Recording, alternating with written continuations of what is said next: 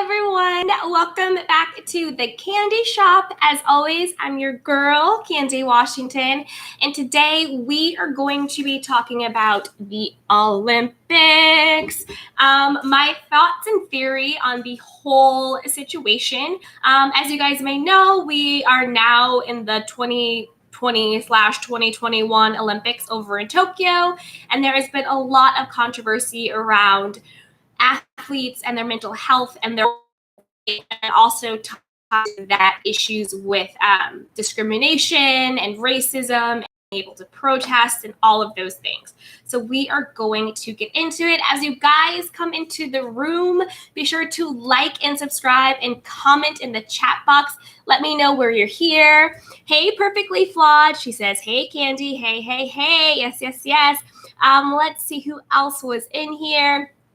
Be sure to put it in the chat box where you are listening from and what your thoughts are. What your thoughts are on this. Hi, Mrs. Hooper. She is here. She's in the chat box. So yeah, as you guys come in, be sure to like, subscribe, and to put in the chat box where you're listening from and whether or not you're watching the Olympics and what your thoughts are on it. Hi, Learning to Love Myself. She goes, hey, Candy from Palpian, Nebraska. Is any Nebraska? Don't make fun of me. So hi, Learning to Love Myself. Hey, hey, thank you so much for being here. That's right, you guys. As you come in, like, subscribe, and put in the chat box, where are you listening from? Yes, Learning Club says yes. Hey, Sha'Carri Richardson. She says, hello, everyone. Hey, Boxer T Girl. She goes, tuning in from Toronto. Yes, watching the Olympics. Nice. Hey, Peace Love. She goes, hey, Candy. Hey, hey. Hey, Perfectly Flawed. Watching from New York City. All right, all right, all right. Yes. Hey, Shrinking Sharon. She goes, hello, everyone. Thankful Thursday. Hey, Darren Hood. Darren says, hey, Candy. Hey, hey. Yes, Thankful Thursday. That is right. Hey, Sha'Carri Richardson. She's in California. Black B says, hey, from Maryland. Shout out to Maryland. Shout out to Black B. Hey, guys. Yes, yes, yes, yes. All right. So let's get into it, my beautiful candy canes. That's right. Thankful Thursday, and we are about to talk about the Olympics. Hey, Juanita. She is listening in from Texas. Hey, girl. Hey. All right, so I'm going to jump into my thoughts. So I think that, and again, everything is alleged, my opinion. I don't want anybody in trouble. This is just alleged, my opinion. I think that Simone Biles and Naomi Osaka taking a step back because of their mental health and just, overall rest and fatigue. I think that they, along with some other athletes and maybe even some coaches, kind of already had this pre-planned. And this was their way to protest, A, Black Lives Matter and everything that's going on in America. And then B, also on a sub-level of, not sub-level, I don't know how to say it correctly, but just like on another note of that, really honoring Black women being seen as fully formed human beings and fully formed people who are allowed to be human. And that Black women are not mules. We're not animals. We're not indestructible. We are actually human beings. And we matter, and we have dignity, and we have our own agency. And I say that because I think everything that has been happening, because remember how the Olympic Committee, I think it's called like IOC, it's like the International Olympic Committee or whatever it's called. Remember when they fined Naomi? Naomi's a tennis player. They fined her, I think it was like $25,000 or something like that. Don't quote me on the exact number, because she said that she suffered from anxiety and she didn't want to do all like the media tours and all that stuff. So they really stuck it to her and tried to, not take her down, but punish her for putting herself first. So I think with that, and then with everything that Simone Biles has been through, she was a victim of sexual abuse from one of the, gymnastics doctors. And in the past she had to work injured, like she was hurting, she was injured, and they still made her perform. And she's under all this immense pressure to be perfect and to win and to do all this and to do all of these things. And I think and then also coupled with Sha'Carri Richardson, who is a beautiful Black woman, fastest woman, right? And how, to me, I think that the Olympic Committee looked at her and was just like, you're too Black. Like, you know what I mean? It's just like, they like the palpable Black, where it's just like, this is acceptable Black. But I think they looked at her, and she is a Black woman. And by Black, I don't mean her color. I'm not talking about her actual skin color. I'm talking about she just is unapologetically Black. You know, she has the hair that's different colors, and she has her tattoos, and her body's on point. And I think that they didn't like it. They didn't like her. They didn't like her in her Blackness. But I think they wanted to punish her for that. And so they do a random marijuana test or whatever it is. She had literally just lost her mother. And not to mention, marijuana is pretty much legal in the majority of the states in America anyway. California, you could order it on your phone and have someone come deliver it to you. So if I could order some marijuana literally right now if I wanted to, but yet this is still one of your policies for athletes, you're going to punish her and not let her compete over some weed? Come on. And then it's the hypocrisy of it all. There's a white soccer player who is the brand ambassador for a CBD line. Newsflash, CBD and marijuana both come from what? The hemp plant. They come from the same exact plant. I think marijuana might come from the leaves, and I think CBD oil comes from maybe like the root or the seed, something like that, but it comes from the same thing. Okay, CBD and marijuana are kissing cousins. So this white soccer player is literally allowed to make money and be the face of a CBD brand, but then this beautiful, unapologetically Black woman gets kicked off the Olympics because she had some weed after her mother died. And we all know that marijuana is medicinal. It helps you sleep. It helps with anxiety. Imagine what she was going through, losing her mother, and then the stress of trying to make it to the finals, to the ultimate game of athletes. Could you imagine that stress you have? I'm sure you're anxious. I'm sure you're depressed. I'm sure you're sad. Doctors prescribe marijuana. I could get an app on my phone and order it right now. But you're kicking this woman off of the Olympic team because she had some marijuana to cope with the passing of her mother. It's not even veiled racism. That is just racism. And so I think with that and all of these things that have been happening, and with Gwen Berry, I think she does the hammer throw. Again, another unapologetic, a woman who is just fully Black without apology. And I think she was going to the podium, and they played the anthem, which they don't usually do. She felt that she was ambushed. So she had draped over her shirt, over her back, a shirt that said activist athlete. Hey, Tubi Native. Thank you so much for the super chat. She says, happy Thursday in candy cans. Thank you so much for the super chat. Thank you so much. Thank you. Yes. Juanita said, I heard on another channel that they changed the rules so Simone wouldn't win, allegedly. Well, with that, they weren't scoring. Like, she did some, I don't know the exact sport terminology, but she did some like death-defying, never before done like stunt rollback gymnastic thing, right? And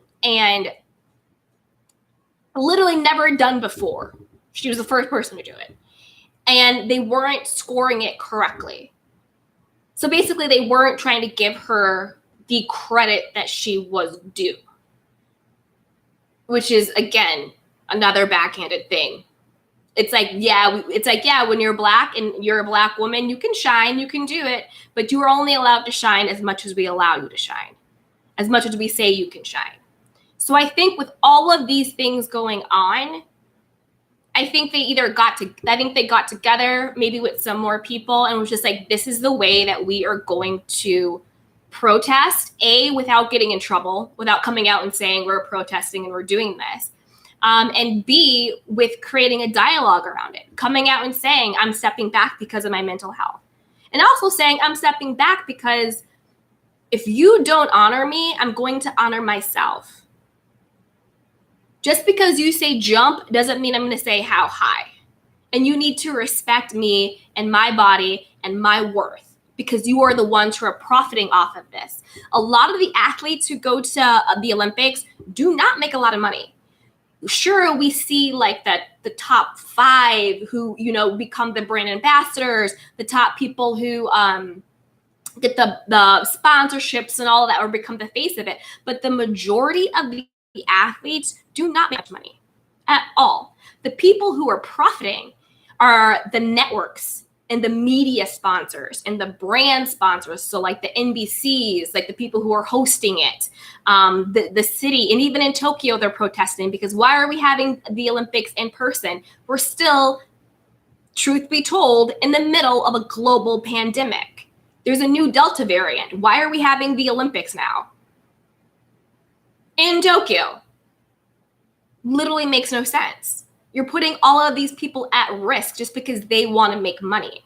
It's the corporations, it's the committee people, it's the brands, and it's the media sponsors that actually make the most money when it comes to the Olympics. It's not the actual athletes. So I think that everything that has transpired, them taking mental breaks, Simone sort of like getting up there and stumbling and almost going to her knees, and then like Naomi, you know, getting out so soon with that other person. I think that they collectively knew what they were going to do and they had this plan. And to me, it is a beautiful plan.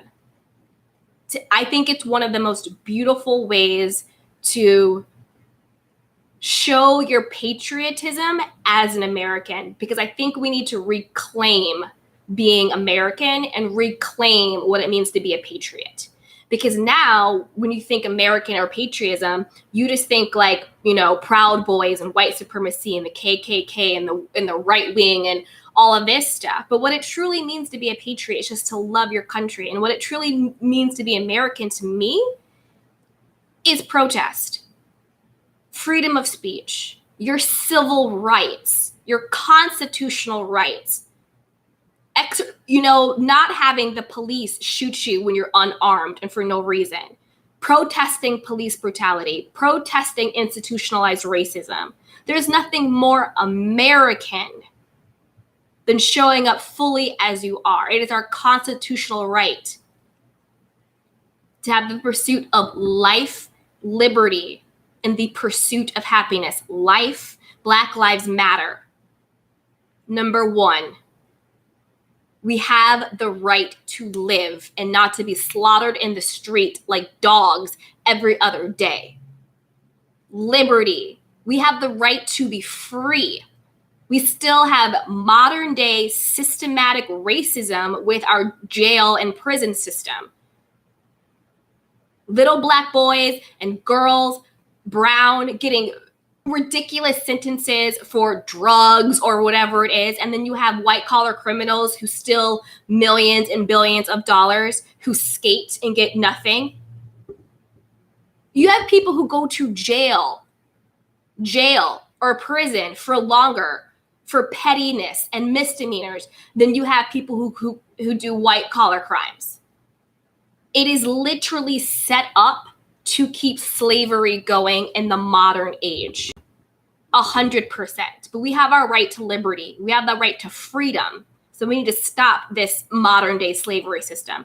And we have the pursuit of happiness, which means we have the right to take care of our mental health and our mental well-being. There is nothing more beautiful in protest than Black joy, than Black happiness, than Black rest, taking a beat to rest. There was no bigger protest than living fully as you are and having your well-being be your first and best priority. Showing people and teaching people that you are a human being and that you matter. We are not. Oh, can you go? Am I still on it? It says my connection is. There is literally nothing more American than living your life, having your freedom, and pursuing what happiness means to you. So I think they got together, and this is a beautiful form of protest. And also, when they use, and it's also the hypocrisy for me. So with Sha'Carri Richardson, they're like, well, she knew what the rules were. These are the rules. So you're holding her to the ridiculous standard, which I think they just put in there as a clause to do what they want, to punish people that they want to punish when they want to punish them. But there's a white fencer who has multiple counts of sexual assault allegations, whatever it is, and they were able to finagle the rules for him. So you have this black runner who just lost her mother, and you want to kick her off the team for some marijuana. But then you have a white man fencer who has multiple allegations of sexual assault. But now the rules don't apply to him, and he's allowed to go on and play. It's the hypocrisy for me. It's ridiculous. Oh, we don't want to make the Olympics political. The Olympics is the biggest, most political sports thing in the world. That's why we kind of need to get rid of it. Trying to silence, we don't need more activist athletes. Why not? Being black, our life, every moment is a form of activism. Point blank. You don't ever have a moment where you forget that you're black. Literally being black is a form of activism in and of itself. You go to the grocery store, or you go to any store, someone's watching you or following you. The first thing is, are they doing this because I'm black? You get denied something. Are they doing this because I'm black? We live with this low key, not low key, but like this hum of paranoia at all times, because how can you not? In the world that we live in, how can you not always question, is this happening to me because I'm black? And that is a burden that white people do not carry. That is a luxury and a mental freedom that we do not have. Because I'm going to tell you, when anytime something happens, one of my default thoughts is this happening to me because I'm black. 100%. Okay, let's see what you guys are saying in the comments. Okay, Laughing in Silence says it's not a race thing. Laughing in Silence, if you don't think this is a race thing, then I don't know what to tell you. I don't think this is the live for you. Read the header. We are not your mules. So if you don't think this is a race thing, this is not the live for you. Because this is, it's not hidden racism. It's not subtle racism. It is straight up racism. Straight up racism. Laughing in Silence says, y'all want to scream race, but explain why Phelps got banned for a picture. Just because one white person actually gets held accountable for their actions does not negate the fact that racism exists. So you got to come better than that, Laughing in Silence. Just because one white person got held accountable does not negate the fact that they have systematically been very racist for a long time. Hey, Regina, she goes, being black is always about race. Exactly. I'm 59 and the treatment hasn't changed. So true. So true. It is. It is about race, 100%. Also, this was another thing. When I don't know who did it. I got to go back and research it.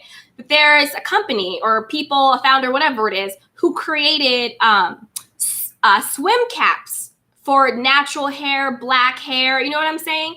And they submitted it to be approved to wear during the Olympics. And they denied it. Talking something about like, oh, you didn't get your application in on time. Come on now.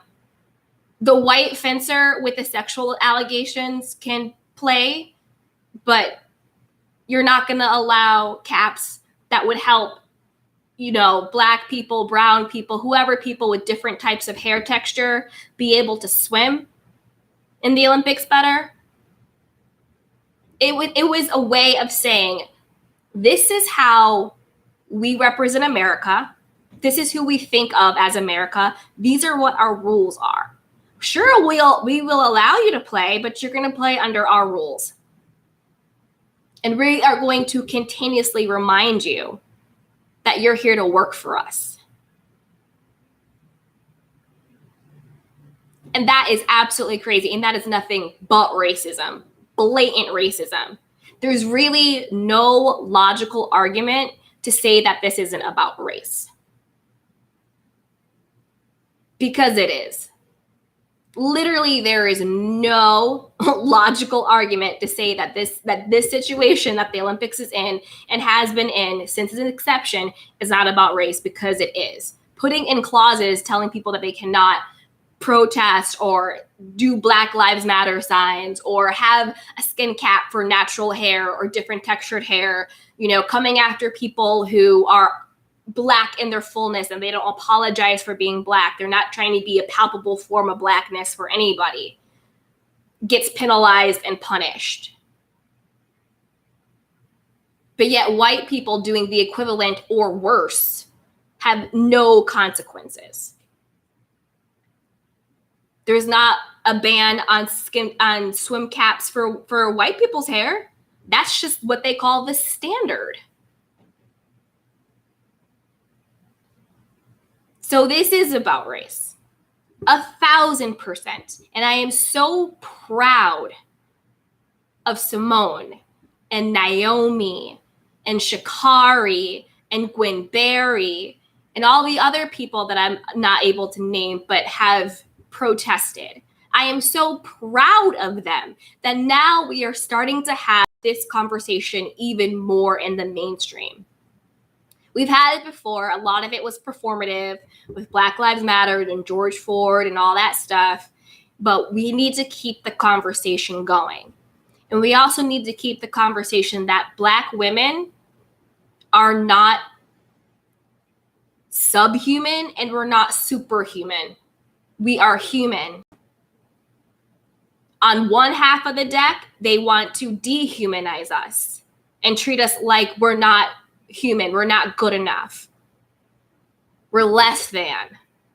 Then on the other hand, they want to treat us like we're superhuman. Black women don't feel pain the way white women do. Black women can just work. Black women are angry if we express any emotion or have an opinion about anything. When do we get just to be human beings who are equal and worthy and deserving, who are vulnerable, who need rest, who are joyful, who has the agency over their own bodies? And if you think about it, that is why Simone Biles keeps saying, I'm only human. I am a human being. I am only human. That is what she is saying, right? That is what her narrative is. That is what her message is. And I love that. Representation matters. As a successful, beautiful Black woman, she is saying, I am only human. I'm not subhuman. You're not going to dehumanize me, treat me like an animal or a mule.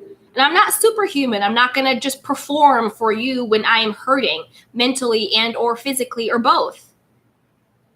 I am human.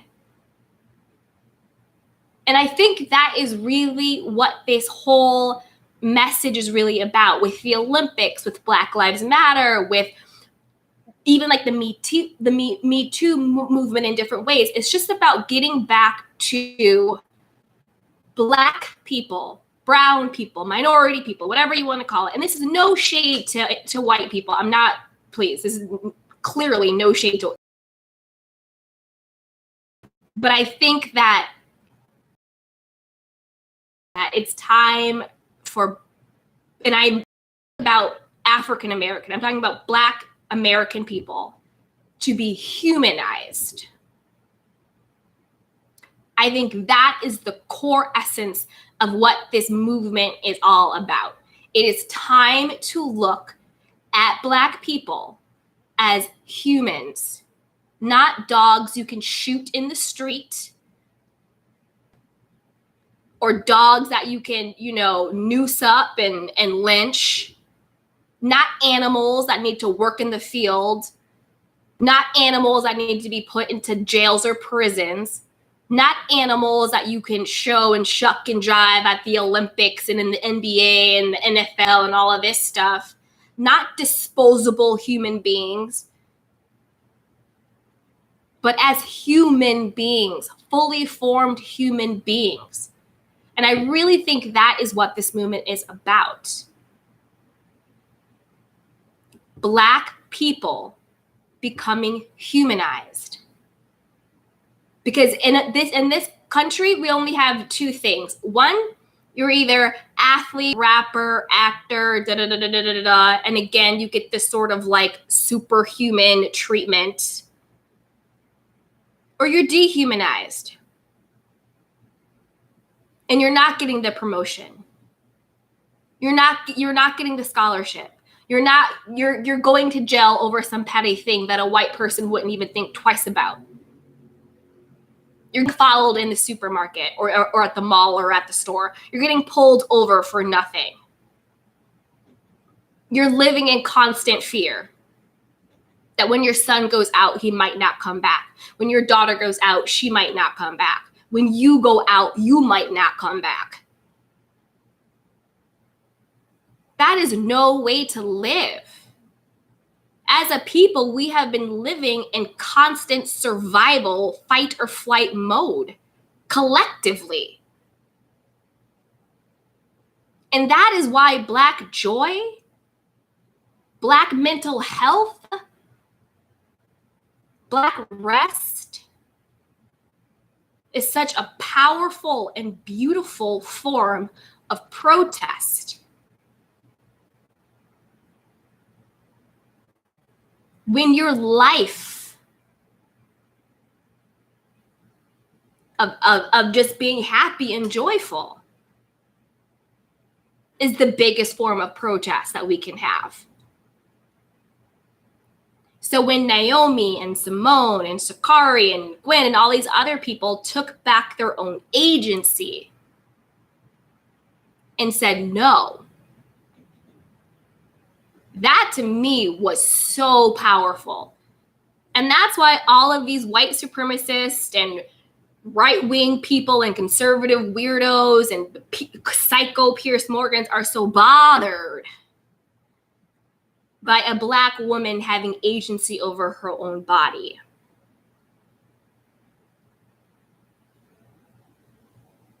That's why they're so bothered, because they don't look at us as human beings. They look at us as utility. How can I use you?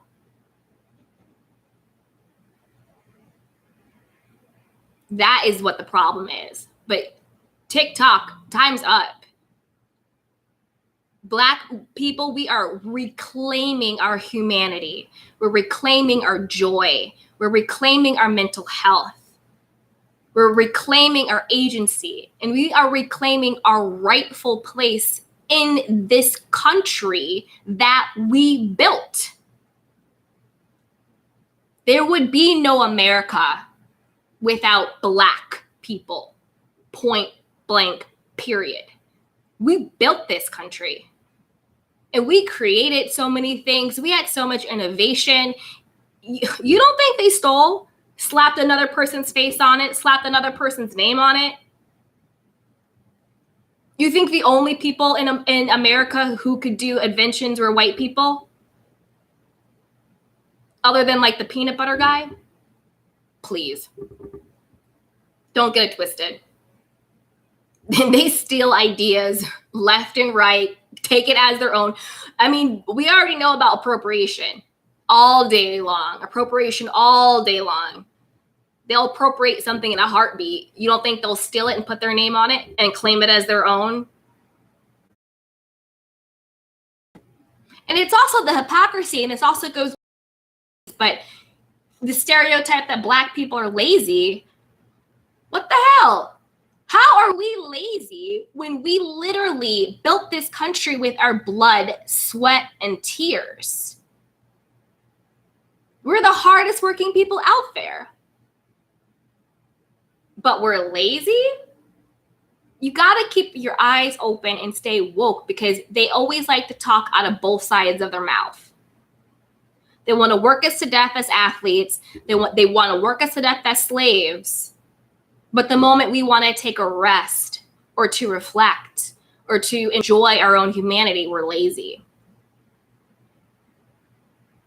Oh, marijuana causes, superhuman powers in people, and it'll give people an unfair advantage. But on the other hand, well, people who smoke marijuana are lazy bums, and it induces, people who are lazy, blah, blah, blah, blah. So which is it?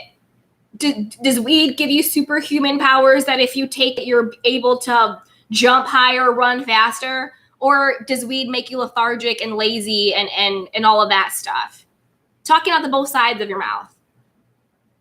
They just choose a narrative to fit their agenda. That's pretty much what it is. They will say whatever they want to say to fit their agenda. And it is about race in general. And in particular, it's about Black women.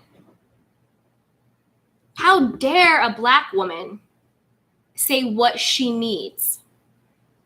How dare a Black woman say no to the system, to the man? How dare a Black woman put her health, her happiness, her joy, her well-being before making these other companies and sponsors and media people money? Who does a Black woman think she is to do that? Simone Biles didn't quit. She stepped into her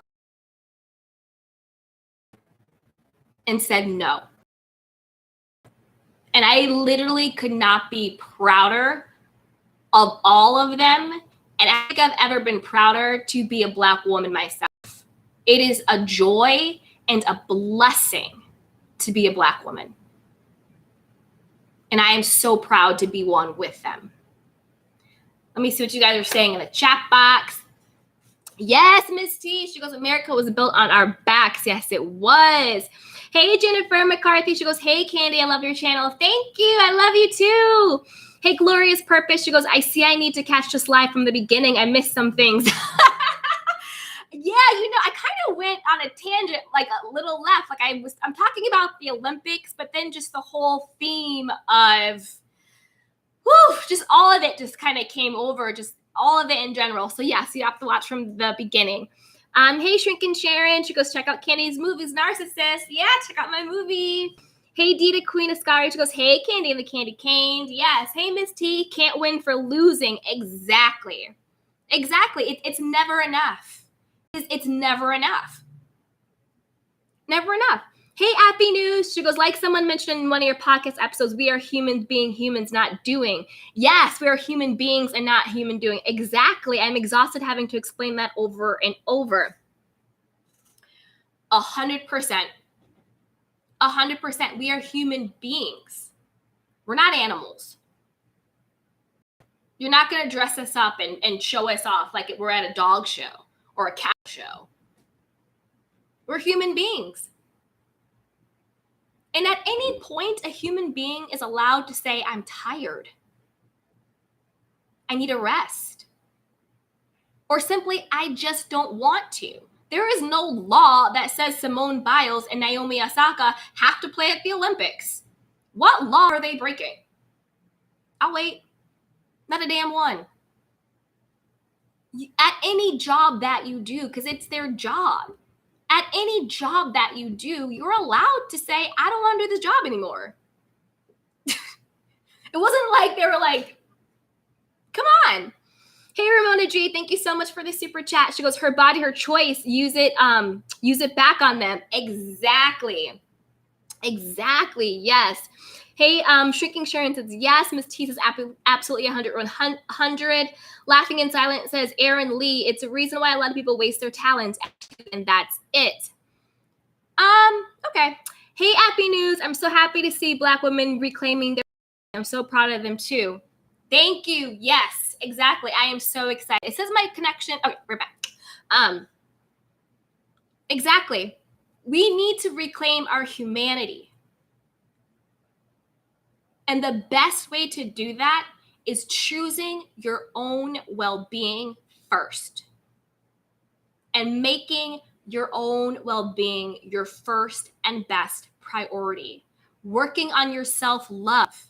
Working on your self-concept. So your self-concept is basically, how do you think of yourself? Do you think of yourself as worthy? Do you think of yourself as not worthy? Do you think of yourself as deserving? Do you think of yourself as disposable? Do you think of yourself as someone who is lovable? Do you think of yourself as someone who is incapable of being loved, not good enough, less than? All of those things. So the best way to reclaim your humanity is to consciously work on your self-love, accepting who you are, loving who you are, work on your self-concept. Get into such a place where it's automatic that you feel enough and worthy, and you validate yourself. And you surround yourself with people who see you and hear you and affirm you. That is the first thing to do to reclaim your humanity, is to honor the vulnerable parts of you, to let yourself be vulnerable, to let yourself get support and help and community, and to work on yourself. I'm telling you, the most powerful form of protest that you will ever do in this world is being happy and living life on your own terms. They can take everything else away, but do not let them take your joy. That is the biggest, most powerful form of protest. And that is what they don't want us to have. They want us to stay divided. They want us to stay chaotic. They want us to stay distracted. They want to keep us in a poverty mindset. They want to keep criminalizing us. Who said that natural hair or dreadlocks isn't professional? Who said certain body types weren't desirable or attractive? Who said certain speaking effects and dialects meant that you were unintelligent? Who made those rules? And just because someone made those rules do not make it true. The way you speak is not an indication of your intelligence level at all. Having natural hair, dreadlocks, locks, whatever you want to call it, does not make you unattractive or not professional. Not being some stick figure or being non-black and having a big butt and big boobs, because it's one or the other, right? Either you have to be some stick figure or you have to be a Kim Kardashian, which I'm just going to be all the way real with it. You cannot be a black woman and have the fake butt and the lip injections and all that stuff to have that look not be called ghetto or whorish or trash or whatever they want to call us. And that is just the truth. You're a black woman and you show up, with a nice big booty, badonk-a-donk, some full lips, some big, beautiful eyes. Oh, you're a monkey. Oh, African booty scratcher. Oh, you look ghetto. You don't look professional. That body type isn't attractive. Oh, you're not healthy or whatever it is, right? Let a white woman or a non-black woman show up with that same exact body, whether it was natural, whether they built it in surgery.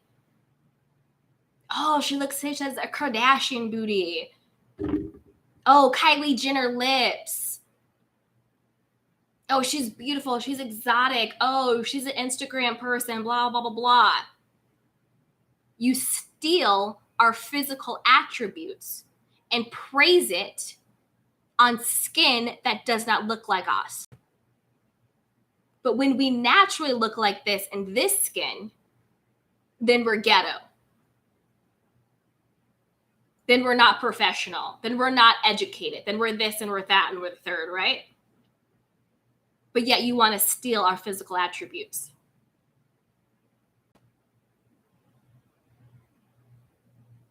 So I'm telling you, the first step to reclaiming our humanity is validating yourself, learning to love yourself, being an advocate for yourself, getting a good support system around you. Might be family, might not be family. Get other people who are on that same journey to healthy relationships and communication styles and self-care and self-love and self-respect and self-concept. Get right with you. Have a relationship to a higher power. I'm not preaching about any religion, but just in my opinion, I think you need to have a really deep-rooted relationship with the higher power. And I'm not talking about the dogma and restrictions of organized religion. That is not what I'm talking about. I'm talking about an actual relationship with a higher power other than yourself, that divinity lives within you. And when you unlock that, that is the biggest form of protest you can ever give. Because when they keep us from loving us, that's how they control us. That's how they exploit us. That's how they lock us up. That's how they keep killing us. That's how they keep telling us what we can and cannot do, what we can and cannot have, what we can and cannot say, how we can and cannot act. There's one set of rules for one set of people and another set of rules for another set of people. And until we start to talk about it, until we start to have more people like the Simone Biles and the Naomis and the Sha'Carris and the Gwens and everybody else out there who is just protesting fully in such a peaceful, demonstrative way. They did it so slick. Like, I'm so proud of them. Like, all the media outlets are picking it up. We're all talking about it. And they did it in such a way where they could not be ignored. And they also did it in such a way where they couldn't be punished. Because that's what the Olympic Committee loves to do. God forbid you put your fist up. God forbid you kneel. God forbid you have natural hair. God forbid you're just who you are. They have all these rules in place to punish you for being black without apology. But you could be white and represent a CBD brand. You could be white and have sexual allegations against you and not have anything happen to you. So I am so proud of them because now we're all having these conversations about Black people in general, Black women in particular, coming home to our own agency and our own humanity. So let's see what you guys are saying in the chat box. Ms. T, I wonder where Kim got the inspiration for her body type. Thank you. Thank you. Oh, and on that note, I forgot who said it.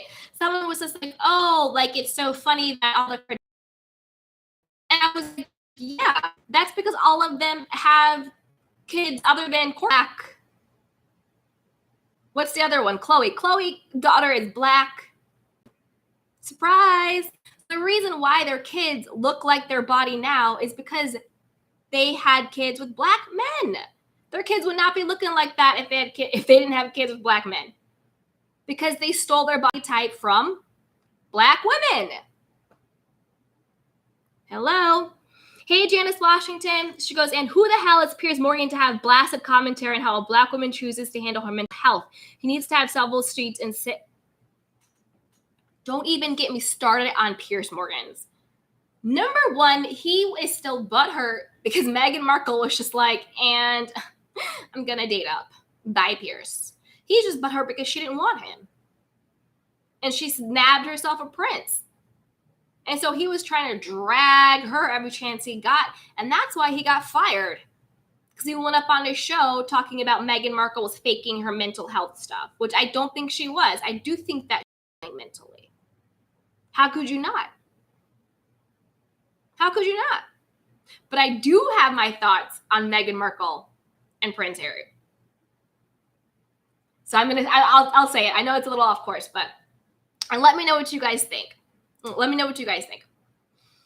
So with Meghan Markle and Prince Harry, I think the reason why they had such a hard time is because I think that, and I like Meghan Markle. Let me put that out there. I think that Prince Harry, because he's white, didn't understand just how racist his family, or at least some members of his family, his country, and the firm, royal staff, whoever it is, were. I don't think he realized, because if you're white and you're in it, you may not understand all the nuances of how racist they are, because you don't get it. It doesn't affect you. You might think in your mind, well, I'm not a racist. My family's not a racist. Nobody's a racist. I think once he got with Meghan and he saw it through her perspective and what was going on, and to him, they threw him to the wolves too. I think he got a big culture shock. Like, whoa. I don't think he realized just how racist that whole situation was. And then for Meghan, I love you, Meghan, but I think you forgot that you were black. I think you thought that you were an actress. You're on this show. You have money. You have famous friends. You're friends with Serena and all these other people. You're on this different, celebrity level. You forgot that you were black. And what I mean by that is you forgot what it's like to be a day-to-day black woman in this world. And when you got with Prince Harry, the UK, the firm, everybody checked you real quick and reminded you, Meghan Markle, you're black and you'll be treated as such. And you were. And that's why you guys fled to California. That's why you guys got the hell out of Dodge. I think that is what happened. I think Prince Harry did not realize the depth of the racism that happened there because he's white. He didn't have to realize it. And I think Meghan Markle forgot she was black. And they reminded her that she was black very quickly. I think that with her fair skin, she's biracial. Yes, I know people are biracial, and I never I'm not disrespecting any way that people identify themselves, but just how in my mind, just for me, I consider biracial people black. That's just how I operate in my head. I am by no means coming down on how anybody identifies biracial, black, white. So no judgment there. I'm just saying in my mind how I identify people. And I think that she got reminded that boo-boo in this world, you're black. And I think that was the biggest shock that she had. I think growing up in California, being biracial, having some success and money, being with the celebrities, being treated a certain way, being an activist, I think she thought that somehow she was exempt. That's not how racism works. You can be beautiful, wealthy, successful, In fact, you could be the president of the goddamn United States of America, Mr. Barack Obama, and still face racism. How much racism did Michelle and Barack face? People were calling Michelle monkey. They called him please. They faced so much racism, and they were literally two of the most powerful people in this world. The president of the United States of America and the first lady are two of the most powerful people in this world. And they faced racism. Meghan, you didn't think you were going to face racism just because you're marrying Prince Harry? She got a big wake-up call. A big one. And I like Meghan Markle. She's cool. I think she's beautiful. I love her and Harry. And when I say that she forgot she was Black, I'm not saying that in a way to disparage her or to say that she doesn't embrace being Black. I'm not saying it that way at all, because I do think she does embrace being Black, and she has a beautiful Black mother, and she had all these beautiful Black moments in her wedding. And I do think she really honors her Black part of her family and her heritage, and she honors being a Black woman or biracial or whatever it is. I'm not saying that. What I'm saying is that I think that she got really comfortable and forgot this is how Black people are actually treated. And I think somehow she kind of thought that she would be exempt from it, if that makes sense. Not that she doesn't honor being Black. So I want to make sure that's very, very clear, because I like Meghan Markle, and I don't think she's that type of girl. I don't think she's she's not like a Mary from the Real Housewives of Salt Lake City, because we always bring it back to the Housewives. She's not like a Mary. Mary, to me, I think is a person who's like, I'm not that type of Black person. Like, I'm not like them. I think that's how Mary is. I don't mean Meghan like that. I just think Meghan forgot she was Black, or maybe thought people don't see color anymore or something like that. Anyway, let's see what you guys are saying in the chat box. Hey, brown girl. She goes, hey, he knew damn well they're racist. People really need to research the royals. They are Nazis. That's why they changed her last name to Windsor. Meghan never eyed Black. You said it, brown girl. I'm just going to leave that right there. Hey, Miss T. She goes, it's a lot of Black celebrities forget what it's like to be day-to-day Black person. 100. Exactly. They forget what it's like to step out in this world just as a day-to-day average Black person. It is not this kumbaya shit. It's not. Point blank period. It's really not. It's not. And a lot of people get to certain levels in their life where they think that they are somehow now exempt, or they just forget what it's like. But the world will show you very quickly that no matter how much green you make, you're still brown and Black. Hey, Glorious Purpose. She goes, race will always be the center of reality. Unfortunately, it is behind everything in America. Exactly. Exactly. And that's why we have to have these conversations. And that is why we have to do everything in our power to enjoy our lives. That's another thing. We have to let go of Black struggle, whether it's in our finances, whether it's in our communities, whether it's a love struggle. Like, we have to let go of this. And I don't like saying, like, I hate when people say in the Black community, Black people. I hate doing that. So I'm not doing that. I'm just saying that there is this reoccurring narrative of that there has to be this struggle, this strife, this fight, this come up, this hustle, from the ghetto to here, from the streets to here, the struggle of, it's synonymous with Black love, like the broken blah, blah, blah, blah, blah. No, we have to rewrite that narrative. Let's take the struggle out of it. Let's have some Black flow. Let's have abundance flow into our community. Let's have love flow into our community. Let's have ease and well-being and health and joy flow. Let's remove this idea that somehow we have to Like sometimes you hear people talk about, struggle love, and it's just like I had to hold him down, and we did that. Went through all these things, and somehow that validates the love. No, there is love out there without struggle.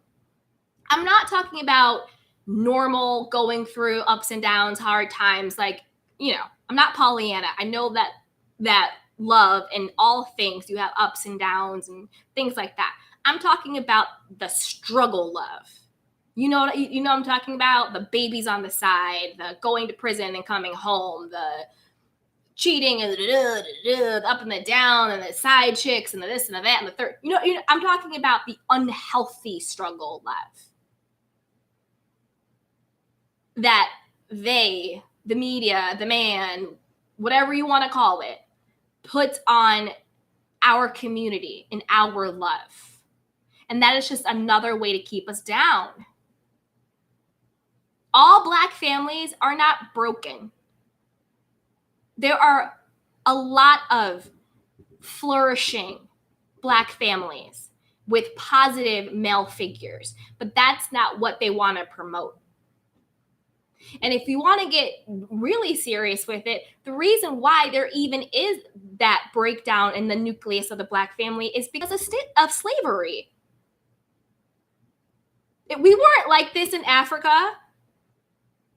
We were tribes, and we were families, and we were communities. We were villages. We were towns. And they stripped us from that, and they separated us. And that was the catalyst for the breakdown of the Black family. Not because Black people inherently don't have families or father figures or this, that, and the third.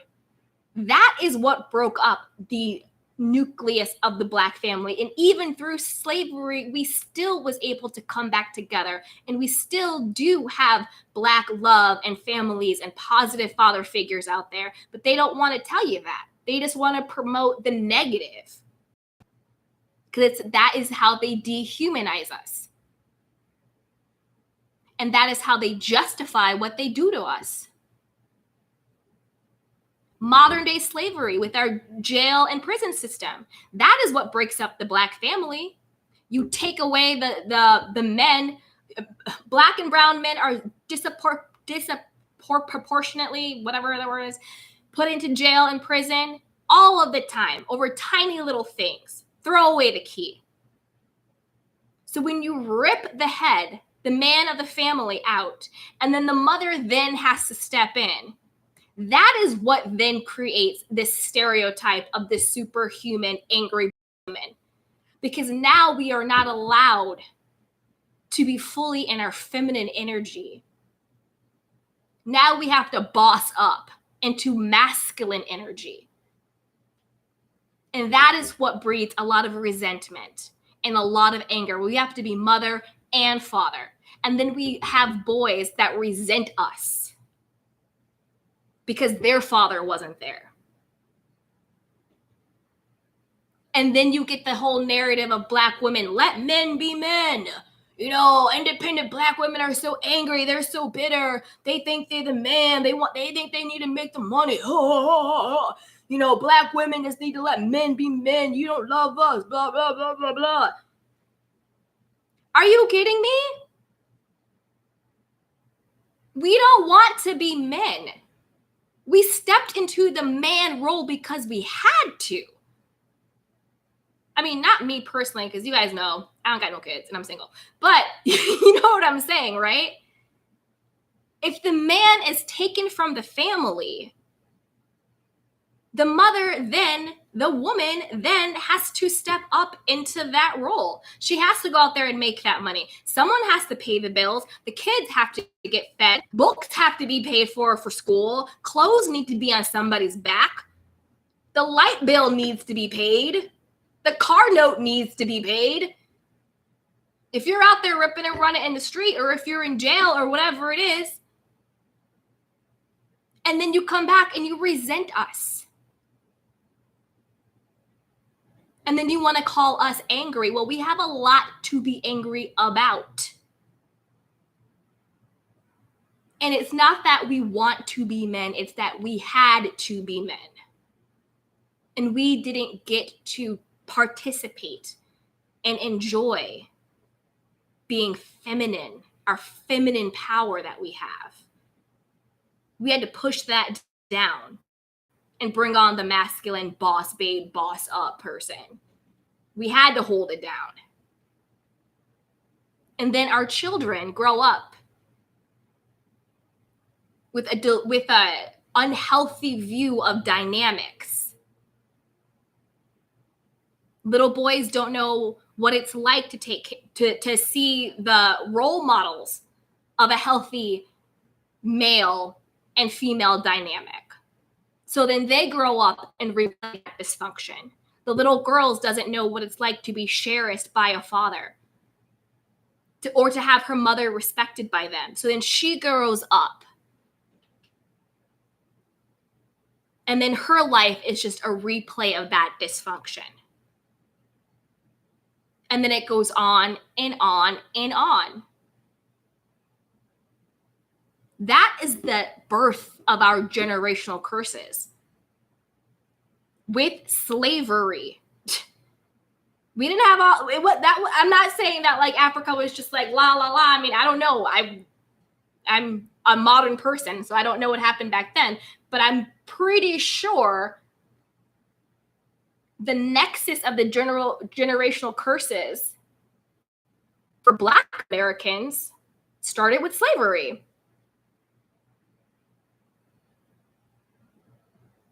They divided us. And then you get colorism, internalized hate. House slave versus field slave, right? Who got to be in the house? Lighter skinned, good hair, whatever the case may be. And the only reason why they look like that was because their mother was raped by a slave owner, point blank, period. That's how you got the mixing of all this stuff. Was through rape. Let's just call a spade a spade. It's the slave owners raping the slaves, point blank, period. You didn't get two Africans off of the boat having girls looking like light-skinned Keisha.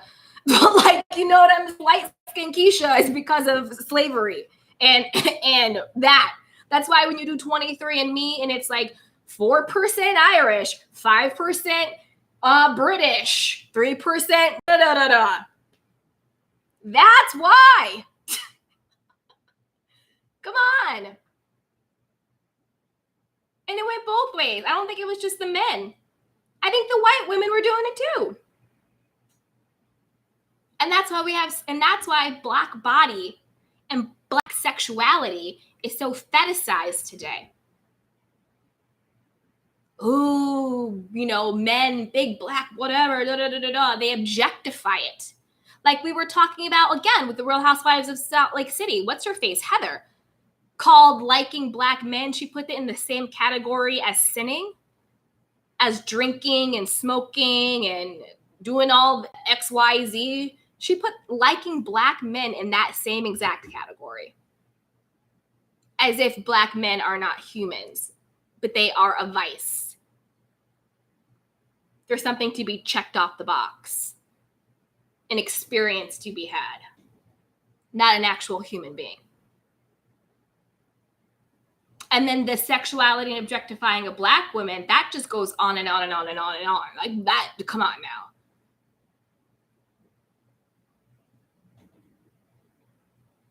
All day long, they objectify us. Nobody wants to marry Black women, blah, blah, blah, blah, all that stuff. So you have to think about what was the root cause of this. Black people are not inherently criminal or broken or bad or dysfunctional or unhealthy. Something caused it. And then it gets passed down and passed down and passed down. And that's why it's so important to reclaim our humanity, because what was broken in slavery was our humanity. They treated us like we were not human. They treated us like we were animals, like we were beneath them. Black people don't feel pain the way white people feel. All this stuff. They experimented on our bodies without our consent. Oh, thank you, To Be Native. She goes, Mandingo Warrior. Yes. Oh, wow. Yes, 100%. That is when they stole our humanity, when they ripped us from our motherland, from our flourishing families and economic systems and our cultures and our tribes and our communities. And they brought us over here as if we were cattle. People to work the field and to build America. Tore us apart. Looked at us like, oh, well, you're good for this. You're not good for this. Kill this one. Don't kill this one.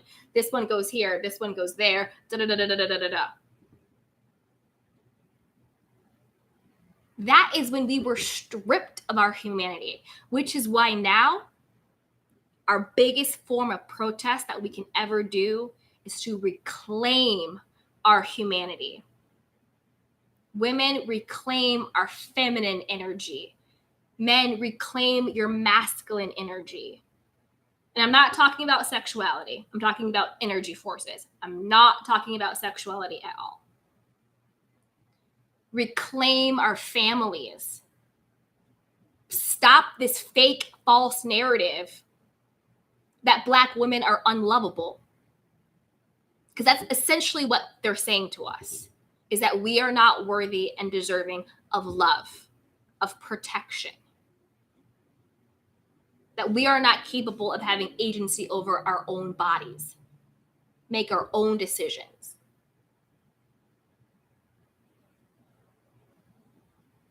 Being your own advocate, making joy a priority in your life, loving yourself is the most beautiful thing that we can do to push back. Reclaim our humanity, because that is what they try to steal from us.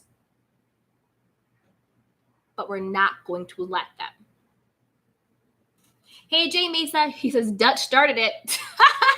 Hey, Glorious Purpose, my mom always says that white people will never let you forget that you're Black. They won't. They won't. They won't ever let you forget it. Ever. And it's almost like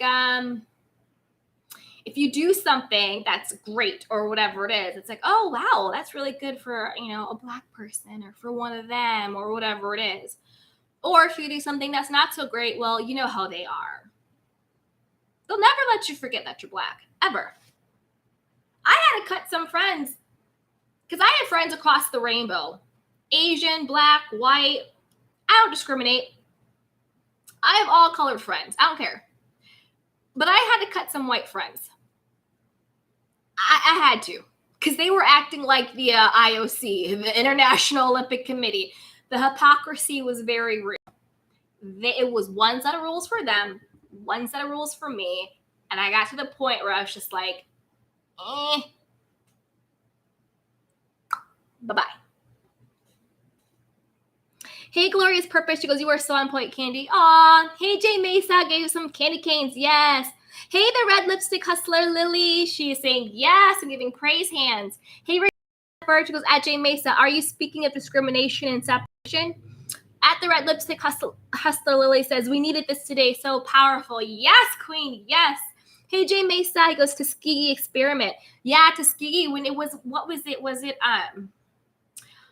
what was the disease with Tuskegee? Sickle cell? When they gave us sickle cell, and then they experimented on us without our consent, right? To Black men, I believe. Hey, Regina Bradford. She goes, okay, thanks. Jay Mason says, at Regina, slave trade. Oh, the Dutch with slave trade. Hey, Regina Bradford. She goes, at Jay, thanks. Yay, I love you guys are like chatting and having fun. Hey, Miss T. She goes, thanks for all the great comments. Yes, yes, yes. And if you're in here and you're liking this, hit that like button, subscribe, and share with a friend. Hey, Glorious Purpose. She goes, I had to cut some friends too. Yeah. And that's what I mean by really working on yourself to get to that point. Because I had to work on myself. I had to work on my own self-worth, my own self-love, my own self-concept, right? It really goes back to your self-concept, which is what do you think about you? That is what your self-concept is. It could be affirming, where you're deserving and worthy and all of these things, or it could be negative, where you have low self-esteem and you lack all that stuff. So when I worked on my own self-concept, I was able to see things clearly and be like, hold up, who do you think you're talking to like that? Hold up. I had to be like, listen, I am not a child and you're not about to scold me. I'm a grown ass woman and I can do exactly what I want to do. I don't have to get your permission for anything. You don't treat our other friends like this. You do this yourself. Why do you think you have the authority to try and scold me? And it may not even be her own conscious bias. It could very well even be a subconscious bias. Because a lot of this is so intrinsic and a lot of this is so institutionalized and it's so systemic that people don't even realize, why do I treat one person this way and I treat another person this way, when the only difference is one is black and one is white? People may not even realize it. But it is not my job to teach them, and it's not my job to stay in a friendship where I am not being respected. So I had to just say deuces, and it was what it was. But that came with having a healthy, affirming self-concept of who I was. So I knew that I was worthy of respect, and I knew I didn't deserve to be talked a certain way. And I was able to say, you're treating me differently because I'm your black friend, because you don't treat your white friends like this. And I'll be friends with anybody. I have Asian friends. I have black friends, obviously. White friends too. I don't care. It just goes down to, in fact, one of my best friends is a guy, and he's Asian, and he's married to a Mexican woman. So I don't even care. But it just goes down to really having your self-concept in such a place where you know that if someone calls you something other than who you are, you have the wherewithal and the respect for yourself to say, oh, no, you're not. And when I say call you something that I'm not who you are, I don't mean like out your name. I don't mean like, oh, you're a B. I don't mean that. I mean, if someone says, oh, you're being dramatic or being emotional, we could step back and be like, maybe I'm being a human being. Or maybe you're projecting. What about that? Maybe you need to look in the mirror. What about that? Why does one person get to have emotions and get support? Prime example, we're going to bring it right back to the Real Housewives. Prime example, Real Housewives of New York City. We've talked about this. Why does Leah get to have violent temper tantrums where she's throwing things, she's calling the women's whores, she's yelling and she's screaming and she's having all of these temper tantrums? And what do they say to her? Oh, Leah just needs a minute to calm down. Oh, Leah, it's okay. Like, she's da-da-da. Oh, it's okay, Leah. Just come back and sit. Blah, blah, blah, blah, blah. She gets coddled. They let her go ham. And she gets coddled. And it's like, oh, Leah, it's okay, blah, blah, blah. Ebony just has an opinion that Luann didn't like. Literally, that's what it was. And she gets called angry and kicked out of her house. That is what I'm talking about. That is the essence of the experience that I was having with some of my ex-friends. I have an opinion that you don't like, and you label me all these things, but then you have other people who act like Aaliyah and they get coddled. That's what I'm talking about. Okay, let's see what you guys are saying. Regina Bradford says, preach, Candy. Yes, yes. Hey, Shrinking Sharon. She goes, don't forget to hit the like, subscribe, and share. Yes, yes, yes, yes. Hey, Glorious Purpose. She goes, yeah, I have a rainbow coalition of friends. Me too. I've always had friends like that. When I grew up on the East Coast. I always had a rainbow of friends. I love all people. I know I talk a lot about race, but I love all people. I don't discriminate against anybody. Okay, DGF67 says, regarding Tuskegee, okay, 600 black men, 300 with syphilis. Okay, so syphilis, okay. And 300 who did not have syphilis were tracked for decades to observe the effects of syphilis on black males. They were treated crazy. DGF67 says, the Tuskegee experiment actually refers to the Tuskegee armed men. Okay. Hey, Sasha T, she goes, I heard someone say things are literally scarier when black women say it, LOL. Madness. Absolute madness. Absolute. Because we're not allowed to be humans. We're not allowed to be soft or vulnerable. We're not allowed to be angry or have an opinion. We're just allowed to perform, however that may be. Perform in school, at the workplace, at the Olympics, sexually, whatever it is. We're looked at for our utility, but it's time we're looked at for our humanity. And that is what I'm talking about. Hey, Julie. She goes, they mother Leah as if is her child while they treat Ebony very differently, even though she's Leah's age. That's exactly what I'm saying. Leah gets coddled. She has been one of the most vile on Real Housewives of New York, and she gets coddled. But they have such a problem with Ebony talking about the election or God forbid her education. She got called angry and kicked out of Luann's house just for saying that she had the most education, which she did. Because how dare a black woman step into who she is, her accolades, her education, her intelligence. Luann was just so bothered by it and so threatened by it. Why, Lou? Ridiculous. Hey, Young Rich. He goes, what do you think about DaBaby, T.I., and Tory Lorenz? I feel they are projecting. And also, wasn't Tamar sick? Why is she going on Bad Girls Club? I saw some stuff about DaBaby and T.I. and all that stuff. I kind of wanted just to stay away from that for a little bit. Like, I saw some of it, but I didn't want to. Yeah, I don't know. Trying to keep the energy different with that one. Hey, Vicky Mayfield Camacho. She goes, wow, I brought a gift card and I brought a $5 sticker and a $5 highlight. The money was taken from the card, but I got no sticker or highlight. I tried. Oh, no. Oh, thank you so much, Vicky. I will look into that. I'm so sorry that happened. Put your comment again and I'll be sure to read it. Thank you so much, Vicky. Hey, the red lipstick hustler. She goes, we enjoy it. Yay. Yes. Hey, Miss T. The costumes for Halloween were also another perfect example of how Bravo treats housewives differently. So true. So Luann got to do blackface and dress up as, who did she dress up as? Diana Ross. And then when, who was it? Kenya dressed in the Native American attire. Both costumes were problematic. But now all of a sudden Bravo has to do a statement and blah, blah, blah, blah. Where was the statement about Luann being in blackface? Where was the statement for that? And same thing when they do with violence.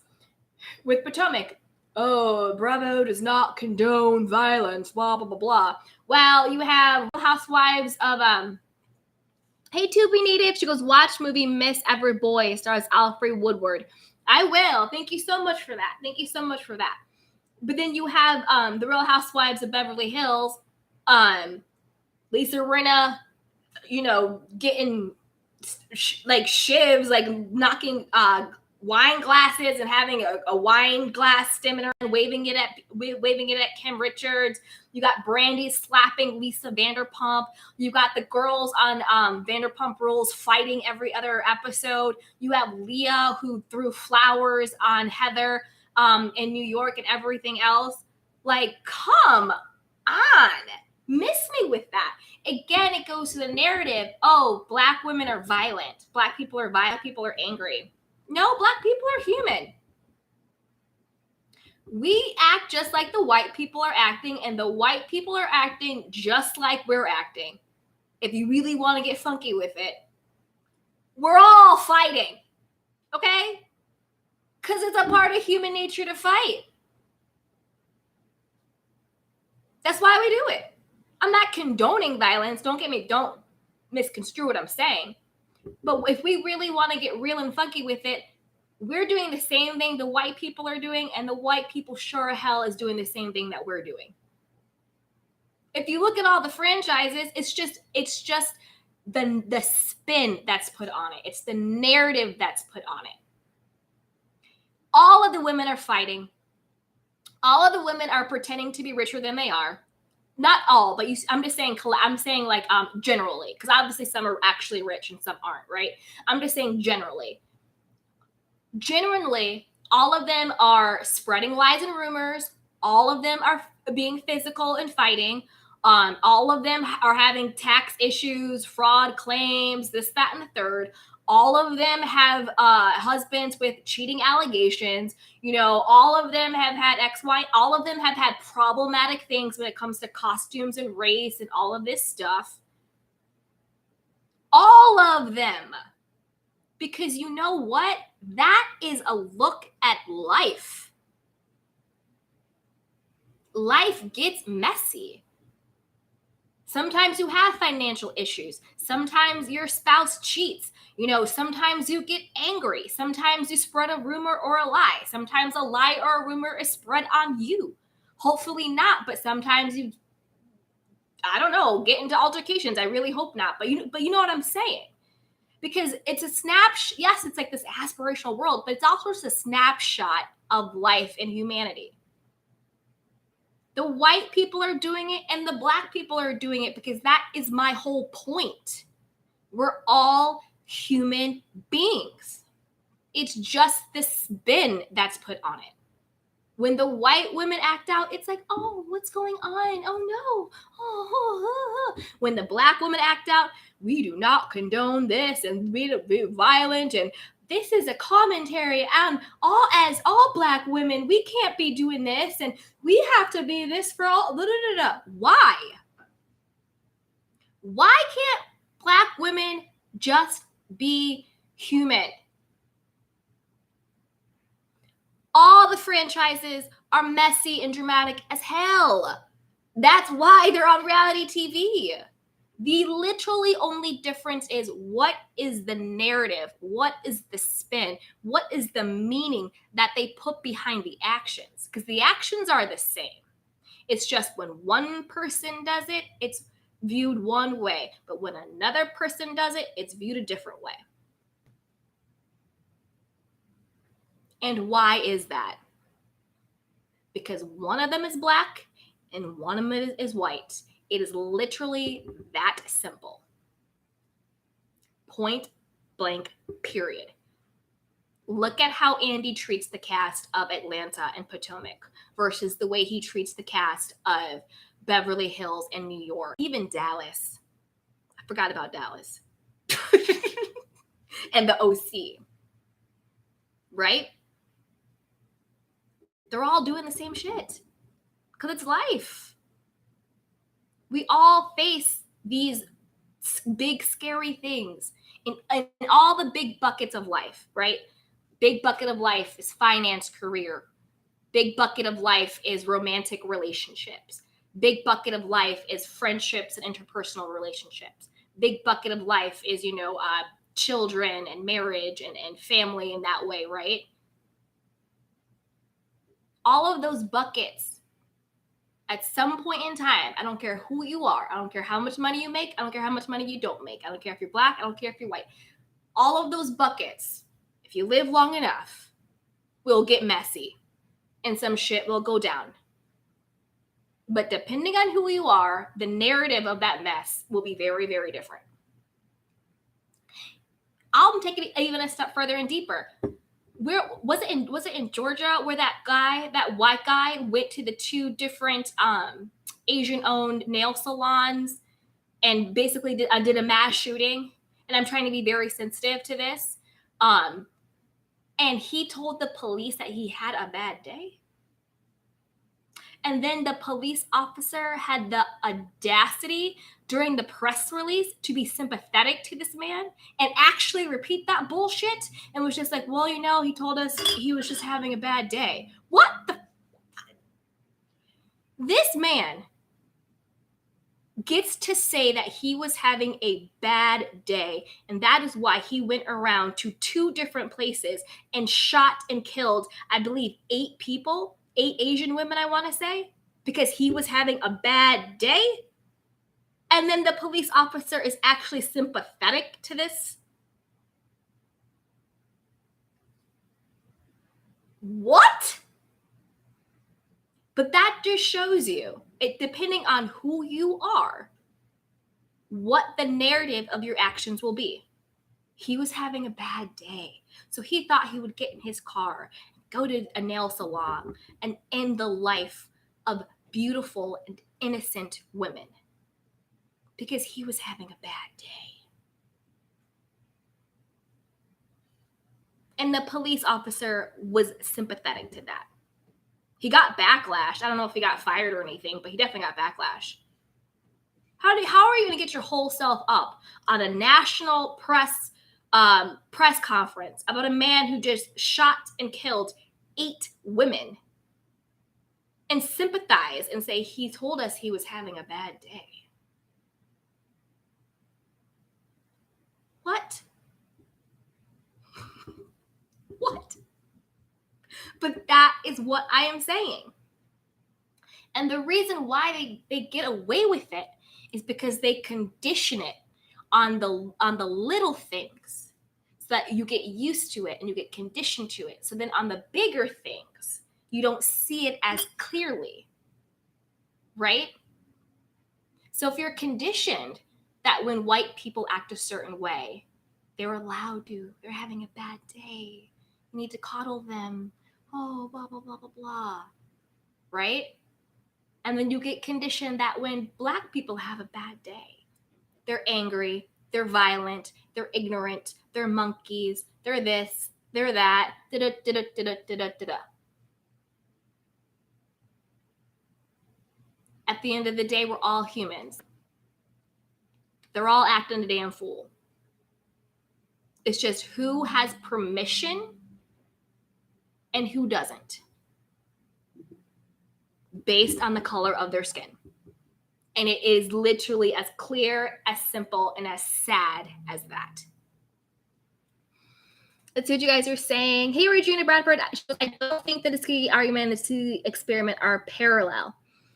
Hey, the red lipstick hustler Lily, she goes, yes, here in Atlanta. Yeah. Yep. Hey, Deborah Sumbrail, she goes, you doing the candy dance. Yes. Sorry guys. Hey, at the lovely Sherry, he was having a bad day. Exactly. Hey, Young Rich, she says, at Shasta when all are more successful than him and the most entertaining franchise show on the network. Exactly. Thank you, Young Rich. Exactly. Hey, at the lovely Sherry, she was Asians and people of different races. Yeah. Hey, at the red lipstick hustler Lily, she goes, pity for the white man who just went and shot and killed 8 people. It's disgusting. It's disgusting. Hey, at Teresa Craig, no sympathy for the victims and their families. No sympathy whatsoever. Why didn't he go up there, read the names and bios of the 8 people he just killed? Why didn't he honor their lives? Why didn't he have sympathy for what their families just lost? Instead of aligning himself with a murderer, a mass murderer. And he wasn't just a mass murder. It was a hate crime. It was a hate crime. He went to the nail salons, 2 of them, to murder Asian and maybe some other different races in there too. That is a hate crime. He didn't go to, where do white people hang out? I don't know. He didn't go there. He didn't go there. Let me put it, wherever that is, he didn't go there. I don't even know. Hey, Sunshine Tea. That's why we need to defund the police. Police officers don't know how to respond to black persons. That is very true. We need to retrain the police. We need to, and I was talking about this on one of my podcast episodes, because it's like, the problem is not racist cops. The problem isn't institutionalized racism. The problem isn't that. Those are all symptoms of the problem. The root problem is white supremacy. Racism is a symptom of white supremacy. That is what the core essence of the problem is. I wish I knew how to fix it. I wish I had an idea. I wish I was like, this is how we end white supremacy. I wish I knew that, because if we were able to cure the root cause, then the symptoms that bleeds into our society would stop. But the root cause is white hate and white supremacy, which is rooted in a very, very energetically, I don't even conscious insecurity and inferiority complex, where they feel so deeply inferior to us that they overcompensate by thinking that they have to be the superior class, a pure white race, that we are not humans, we are animals, and we're this and we're that and less than them. Because the only reason why you need someone to be less than you is because on some level you believe that you are less than them. And it is your way of somehow trying to regain some type of power. And it's all based in toxic ego. It's all based in toxic narcissism. It's based in a very deep-rooted self-hate and feeling inferior. And that is this, I don't even know how to explain it. It's almost like this deep evil energy of white supremacy that is rooted, actually, I think, in such a deep level of self-hate and inferiority complex. Look at Hitler. Who did he target? People who looked like him. Hitler was not blonde-haired and blue-eyed. Hitler looked Jewish. I don't know if he was. I don't care about Hitler. But Hitler looked Jewish. And who did he target? People who looked like him, because he had such self-hate, where you wanted to distinguish a religion, a race, a subset of people who looked like you. So you really have to start getting into the psyche of this. It is white supremacy, where they have this deep-rooted insecurity and inferiority complex and self-hate that they feel the only way to feel good about themselves is to bring somebody else down. In order to be up, someone has to be down. In order to be first, someone has to be last. That's why they refuse to acknowledge us as equals, because we threaten them. And based on the root cause of white supremacy, that is how we get systemic and institutionalized racism. That is how we get colorism. Because if they are teaching us that in order to be worthy and deserving in this or that or enough or whatever it is, you have to try to be like them. You have to assimilate. Then the more we think that we assimilate, then somehow we must be better. So that's when you get the colorism and you get the brown paper bag stuff. You get the good hair stuff. You get the light skin versus dark skin stuff. All of that. You get Black Lives Matter. You get racist police officers. You get racism when you go to the shopping mall. You get racism in school systems. When predominantly the teachers are white, and they have a prejudice in their mind that Black people are not as smart as white people, that Black children are unruly, or Black people are violent or angry. When you walk into a classroom, you inherently have a bias. And Black children are working at they are doing an uphill battle that white children are not at. When the tests that you take are biased, of course the scores will skew differently because the test wasn't made for you. But then that's how they're judging intelligence, right? So I wish I knew what the answer to ending white supremacy was. I have some ideas. I don't know. It would just be catastrophic, right? To do it. But that is the actual problem. And until we start talking about how do we dismantle white supremacy in this nation, I want to say world, but let's just talk about America right now. Then the band-aids that we're putting on Black Lives Matters, police brutality, all of it, they're just band-aids because it bleeds into every aspect of our life. It's why when Black people go to the doctors are less likely to prescribe them pain medication. Doctors were sterilizing low income and minority women without their knowledge, literally just going in and doing hysterectomies on women, sterilizing them.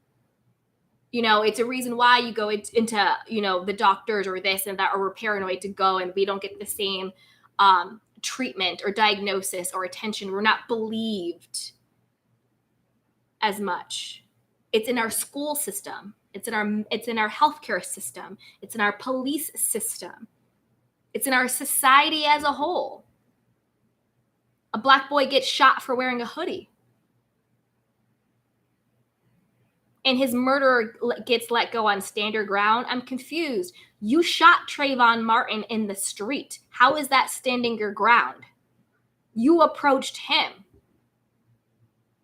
To me, that was an assassination. That man told everyone that he had been out there all the night looking around, basically hunting. That was not standard ground or whatever bullshit term they used to get him off. Trayvon Martin was like going to like the store or something like that, minding his own business, living his life.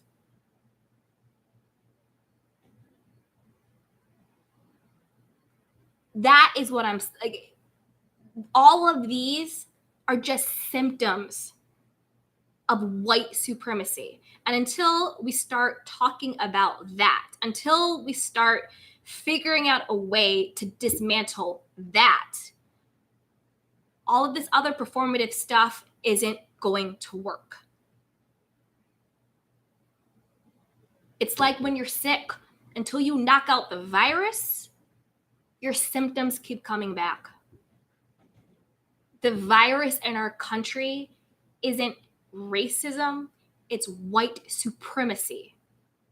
And racism is a very toxic symptom of white supremacy. Because white supremacy to me supersedes racism. Racism could be like, oh, that, black, white, da-da-da-da. White supremacy is a deep hate and a need to eliminate. It's a much more deep-seated thing. It's the breeding grounds for racism. And I wish I knew what we could do to get rid of it. I really do. But we're not, until all the media and everybody, because it's great that we're talking about all these other things. It's great that we're talking about BLM and Me Too and women being seen as human beings. But until we start talking about What is the root cause of white anger and white hate and white supremacy? Until we start talking about that, there will be no true change in our country. Because that is the reason why a man woke up having a bad day, decided to go and kill 8 people.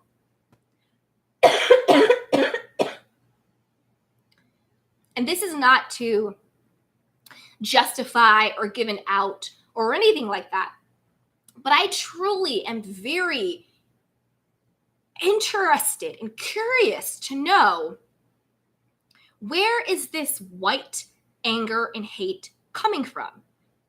You have everything already. But if you look at it, the most violent people are these white people. Look at mass murderers. Look at school shootings. Look at serial killers. They want to give you stats about gang-related violence, black-on-black crime, blah, blah, blah, blah. But when you look at the shit that is like evil, the majority of serial killers are not black. The majority of people who shoot up schools are not black. The majority of people who go into shopping malls or movie theaters or just a crowded area, a country festival, are not black.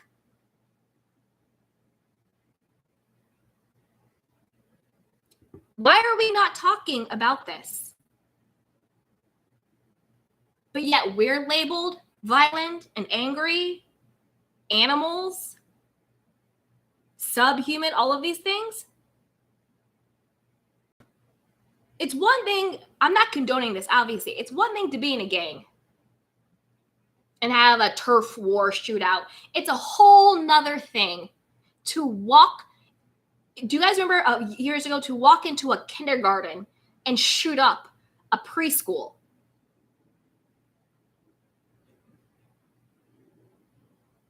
It is another thing to walk into a movie theater and shoot up a movie theater. It is another thing into a nail salon and shoot up a nail salon. It's another thing to just go and try and target remember that one guy in like San Diego or Santa Barbara, he incels or unsubs, whatever they're called. He just wanted to kill women because he felt women rejected him. That to me is another symptom of some type of white hate, evil, anger, supremacy. That is another symptom of that. Until and when I say we, I mean like mainstream media. I mean the world. That's what I mean by we. Until we on that level start addressing, and I'm not saying white people are evil. Don't misquote me. I'm not saying that. But until we start addressing this white, evil, anger, hate, ego, narcissism, need for supremacy, need to destroy, need to control, until we start addressing that, that is the actual wound of this country. Because that is what actually drove whatever the colonizers to create the country the way that they did. We are a superior race,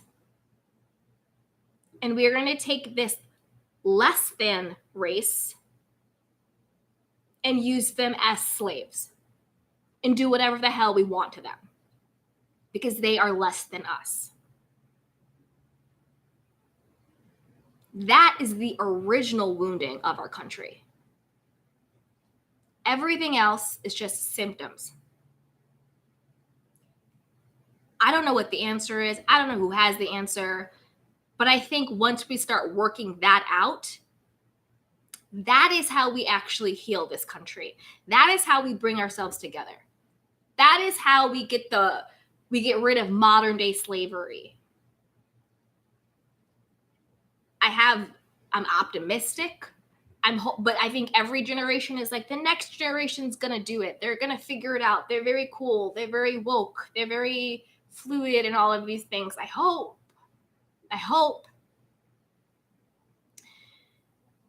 It's also the root cause of homophobia. Unless you are a white man like this, you don't belong here. That is the root cause of all of our problems. It's the root cause of homophobia, of sexism, colorism, racism, modern day slavery, our healthcare system failing us, the lack of financial and social mobility for Black and brown people. It's ridiculous. But until we start talking about that, until we shine a light on that, and I think what becomes problematic with like Me Too moments and things like that is it gives white people like that an out. Like, oh, you're just blaming us for everything. Oh, blah, blah, blah, blah, blah. And it's just like, no, we're not blaming you for everything. We are saying that there is truly a problem in the psyche, in the soul of our country based on this wounding. That is white supremacy. Point blank, period. I don't know what the answer is, but I do know that it starts with addressing where is this white hate, anger, supremacy coming from. DGF627 says white supremacy is about controlling scarce resources and greed. Yep. That's what you guys are saying. Hey, Jessica Hardy, true Candy, but unfortunately white supremacists rule this world for the most part. Hey, DGF67, read book, see documentary, Olympic Pride, American Prejudice. Oh, by Deborah Riley Draper, the untold story of 18 African Americans who defied Jim Crow and Hitler. Yes, I will.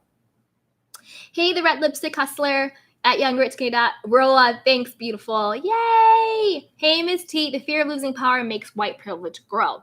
Yes, they want to control money, land, access, all of it. It's greed. Hey, the red lipstick hustler, Lily. There's so much of a white agenda in Atlanta. They want our mayor, Keisha Bottoms, out. Yup. Didn't she say she's not going to run again? But I've been here 17 years, and all I know are Black mayors here. We must vote Kasem Reed back in, Keisha out. Yeah. And same thing in California. They're trying to do a recall on Governor Newsom.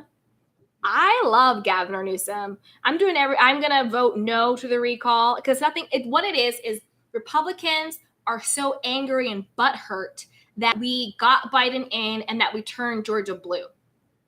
And I think we turned some other states blue too, right? They're so angry about that now they're trying to do voting restrictions, basically like discriminatory, making it harder for Black people to vote, Black and brown people to vote. And then also the Republicans are trying to take California. I'll be damned if you take my state. You are not taking my state, Republicans. You're not taking it. But, hey, Teresa Craig says, don't forget the cops took Dylan Roof to Burger King after he killed 9 Black people in church. Yup. It's disgusting. And the reason why they sympathize with them is because they identify with them. That's why you have cops killing Black people, and that's why you have cops sympathizing and taking people to Burger King who killed Black people. Because they're the same. And they don't care. Hey, Jessica Hardy shows the people who run the world and our different government don't really want true change, though they will never implement any real change because they want to stand top and in power. It's exactly what it is. They want to maintain their power and they want to keep their disgusting. Hey, Miss T, please like this video and share. Yes. Hey, the lipstick hustler Lily. She goes, your show has given us life. Yes. The lipstick Lissy House Lily says, I like him too in California. Me too. The red lipstick hustler Lily says, that hurt my soul that he murdered 9 Black people and they treated him like he did it for them. Yep. And the man who shall not be named, who I will never call him my president, but big old orange tea, was basically trying to make him some type of hero. It's disgusting. Disgusting. Hey, Rose Gold Butterfly with Alafia. She goes, hey, Candy, what can we do now to make a change? Man. Hey, Kaylu, I would like to be on a panel if you decide to do a show on the origins of racism, the thoughts behind, etc. Yes, I would love to do that. I would absolutely love to do that. Rose Gold Butterfly with Alafia says, end this corrupted world. Young Rich, I love you. He goes, no wonder Burger King been so nasty. Okay, so to answer Rose Gold Butterfly with Alafia, what do I think we can do to make a change? The issue with white supremacy is so big. I'm overwhelmed by that. I don't know what we can necessarily make a change by that. But I think what we can start doing now is exactly what we've been talking about in this video. Start with your own life. Start with learning to love yourself. Learning to be your authentic self. To respect yourself. To have self-worth. To know who you are. To be your best advocate. To have a healthy self-concept. To work on your mental health. To work on your mental well-being. To take care of yourself physically. To holistically. Have a plan for finances. Don't subscribe to struggle love. Know that your life is meaningful and that you are worthy and deserving of life, liberty, and the pursuit of happiness, whatever that means to you. I think that's the biggest change that we can make in this moment is following Simone Biles and Naomi Osaka's footstep, saying no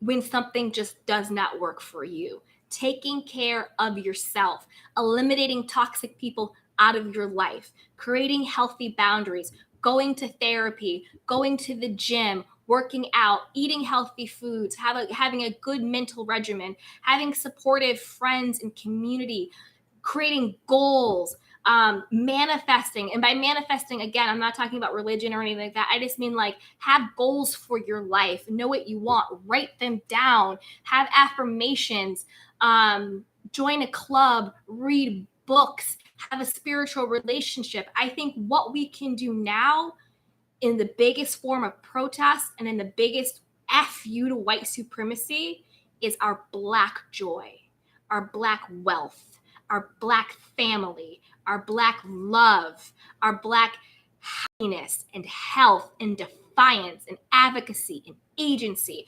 I think what we can do to change the world is change ourselves.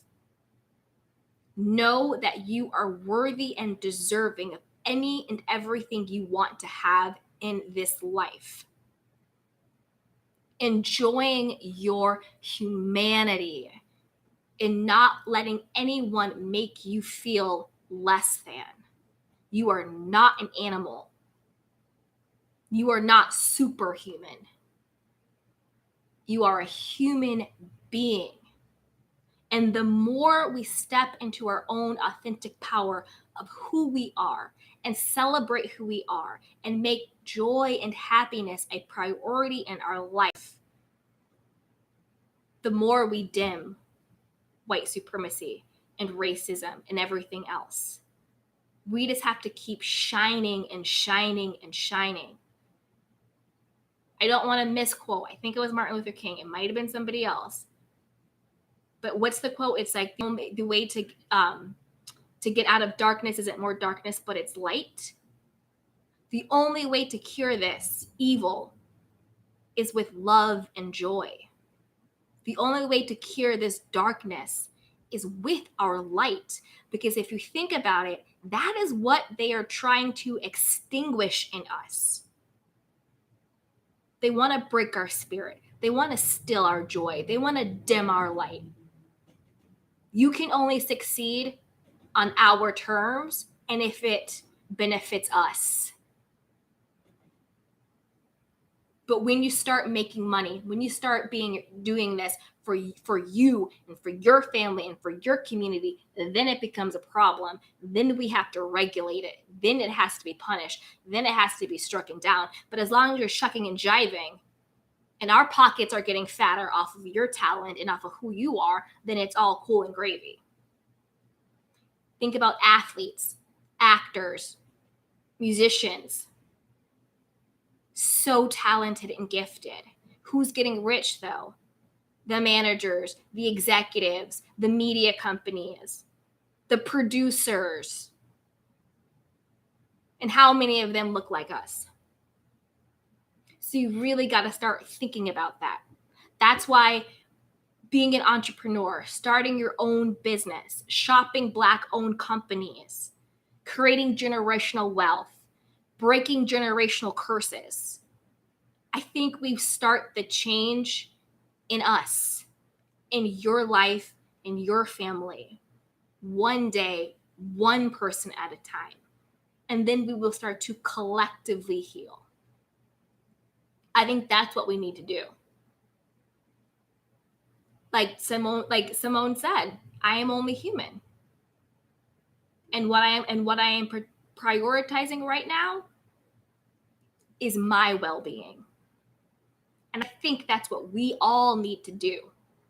Start prioritizing our own well-being and stop thinking that we need to prove or validate ourselves to anyone, because you don't.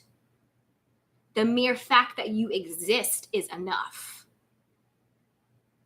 You don't have to dim down. You don't have to shut up. You don't have to chuck and jive. You don't have to assimilate.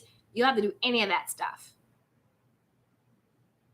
I mean, of course, obviously there's certain situations where it's, you gotta do this and that, you know, to get by. You know what I mean? I'm talking about in general. Don't dim your light. Don't become smaller to make other people more comfortable. Your comfort in your own skin matters more. And I think that is what we can do. That's how I view my life. When I think about Black Lives Matter, when I think about protest or anything like that, I think loving myself and not giving a damn about what anybody thinks about that is my biggest form of protest. Choosing to be happy, choosing joy, choosing to learn how to love myself and respect myself and to have standards, and then to expect that from other people. Show up knowing that people need to treat you a certain way in order to have access to you. That's basically what Simone and Naomi are doing, right? You want to have access to my talent, my energy, and my time, then you need to treat me a certain way. But since you weren't treating me a certain way, no thank you. I'm out. Do that in your life. Consciously decide who has access to you. What is required of that person to have access to you? Your time, your energy, your life is precious and valuable and meaningful. Be discerning about who you give access to that to. Your body. Who has access to that? And what is required of them in order to have it? That is what I think we can do. Show up fully in our own humanity.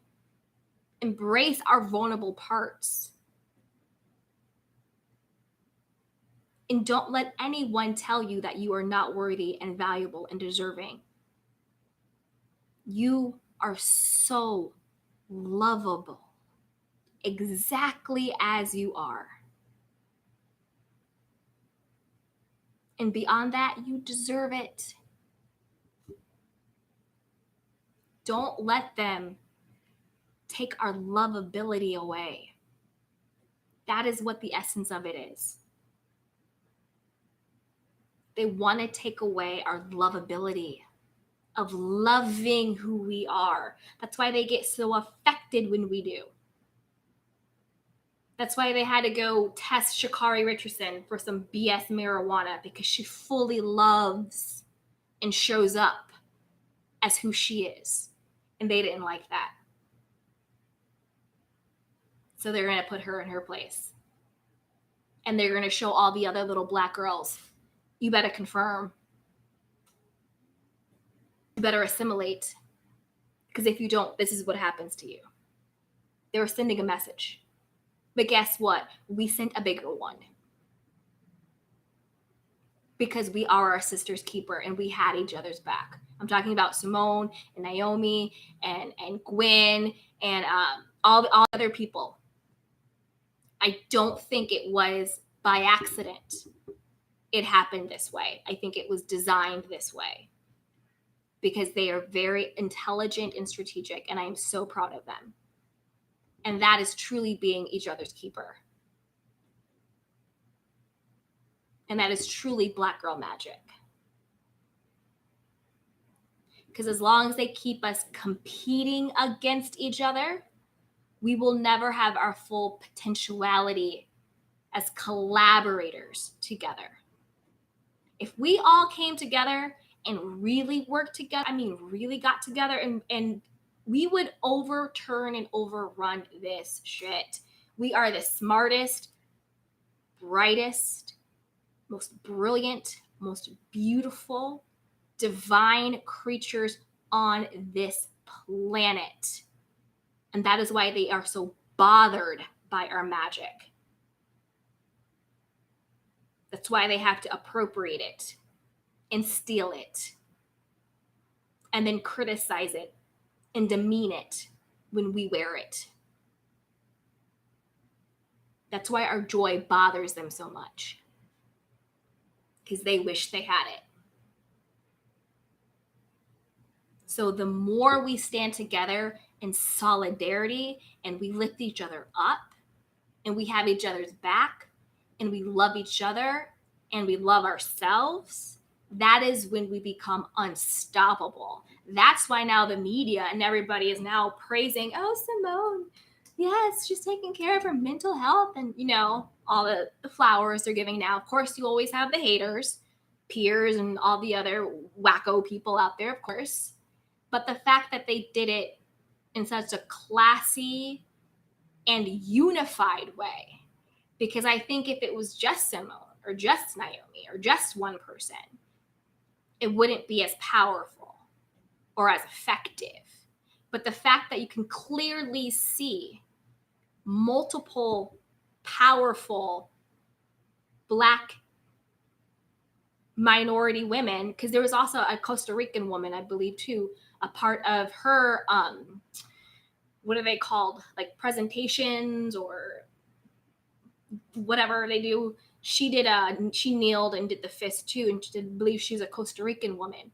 But when we do it together, unified, they have no choice but to pay attention.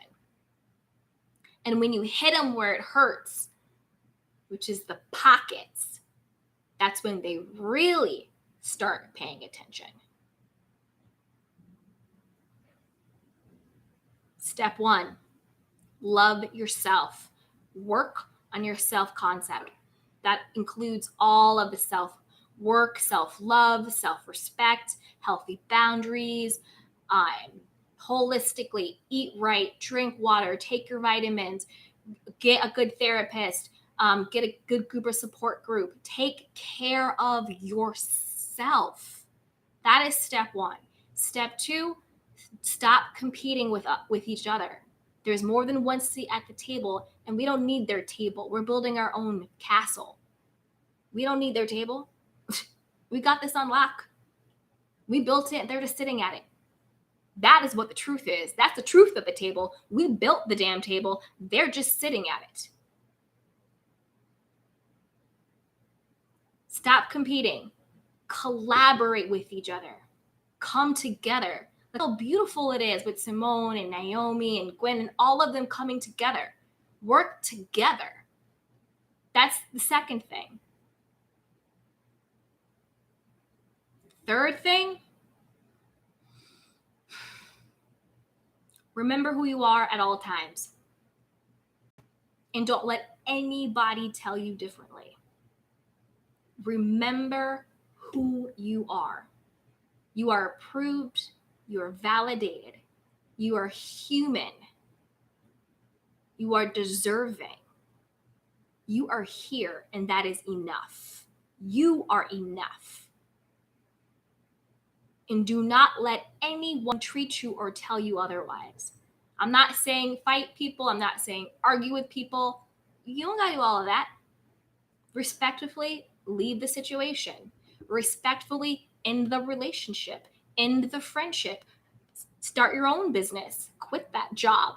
Become your own boss. Become an entrepreneur. If you don't have an entrepreneurial spirit, find a better job. Find a different job. Get out of the toxic relationship.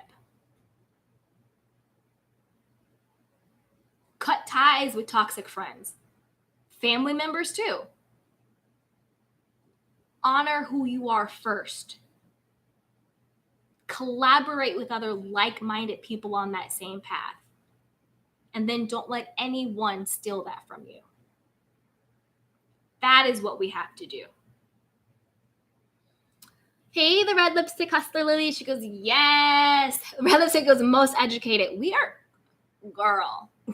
we run circles. Circles.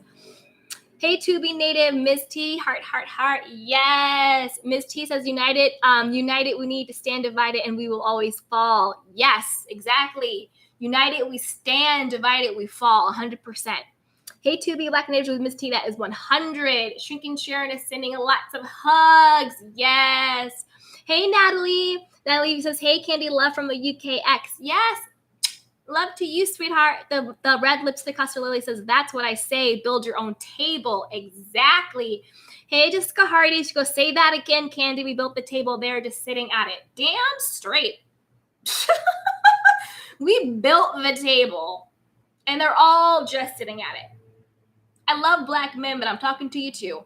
Black women built the table. Okay. Hey, the red lipstick hustler Lily. Yes, we do. Hey, Miles Kidman. I agree. Stop competing. And I started a new job, and the only other Black guy didn't wave at me when I waved at him. Miles, I believe it. Because it goes back to there's only room for one. I want to be the token. I want to be the pick me. Like Brashawn, because we got to bring it back to Housewives. Like the Real Housewives of New York City with Brashawn and Ebony. Brashawn had no right going to Ebony's party and talking crap about Ebony to the other women in front of her. Like, we don't need this history lesson. It's not like uptown girls versus downtown girls. It's not like white blah, blah, blah, blah, blah. Girl, yes, it is, and stop. Don't try and throw Ebony under the bus because you want to be the cool Black girl. You want to be the one looked at as, I'm like you. I don't see color either. Racism doesn't exist anymore. Girl, bye. Miss me with all of that. Girl, bye. Bye-bye. Absolutely ridiculous. So you're right, Miles. And I have personal stories of that myself. I live out here in LA. I do social media and like all this stuff. And I have all my content and all the stuff I create. So I get to go to a lot of really great events. But I'm talking pre-pandemic because everything slowed down a lot now. Some of the events I would go to, I would be sometimes the only woman of color. Sometimes it would be me and maybe one or two other person. And the only issues I have ever had was with another Black content creator. Only issue. And it was, I'm not going to say her name. I'll tell you guys what happened. I'm not going to say her name. We would all see each other at events. So you kind of get to know the same people. So you're friendly, not really outside of the events, but at the events, you'll be friendly and you'll see the same faces. I was trying to make friends with her because when I go to events and if I'm the only one or two Black person there, I always make it a point to go say hi to the other Black person or the other minority girl there. I'm like, hi, I'm Candy, and I just want to introduce myself just so we feel comfortable, right? So I was trying to make friends with her. Everything was cool, whatever. There's this one event where I think we were doing like a spin class session or something like that. And I don't dress very provocatively or anything like that. I don't usually wear like any like tight or loose clothes or whatever. Like I'm always like in a sweatshirt or a t-shirt. I'm just chill. And I was in a tank top and black workout pants. And so that was the first time I guess she saw like what I looked like, I guess. And she was like, oh, she's like, you have a butt, like because I do have I have a nice butt. Thanks, Mom. It's like a nice little plump butt. But I don't like wear anything that you would ever like know that. And I was like, oh yeah. And we had a nice cute like kiki about it and like all this stuff. It was great.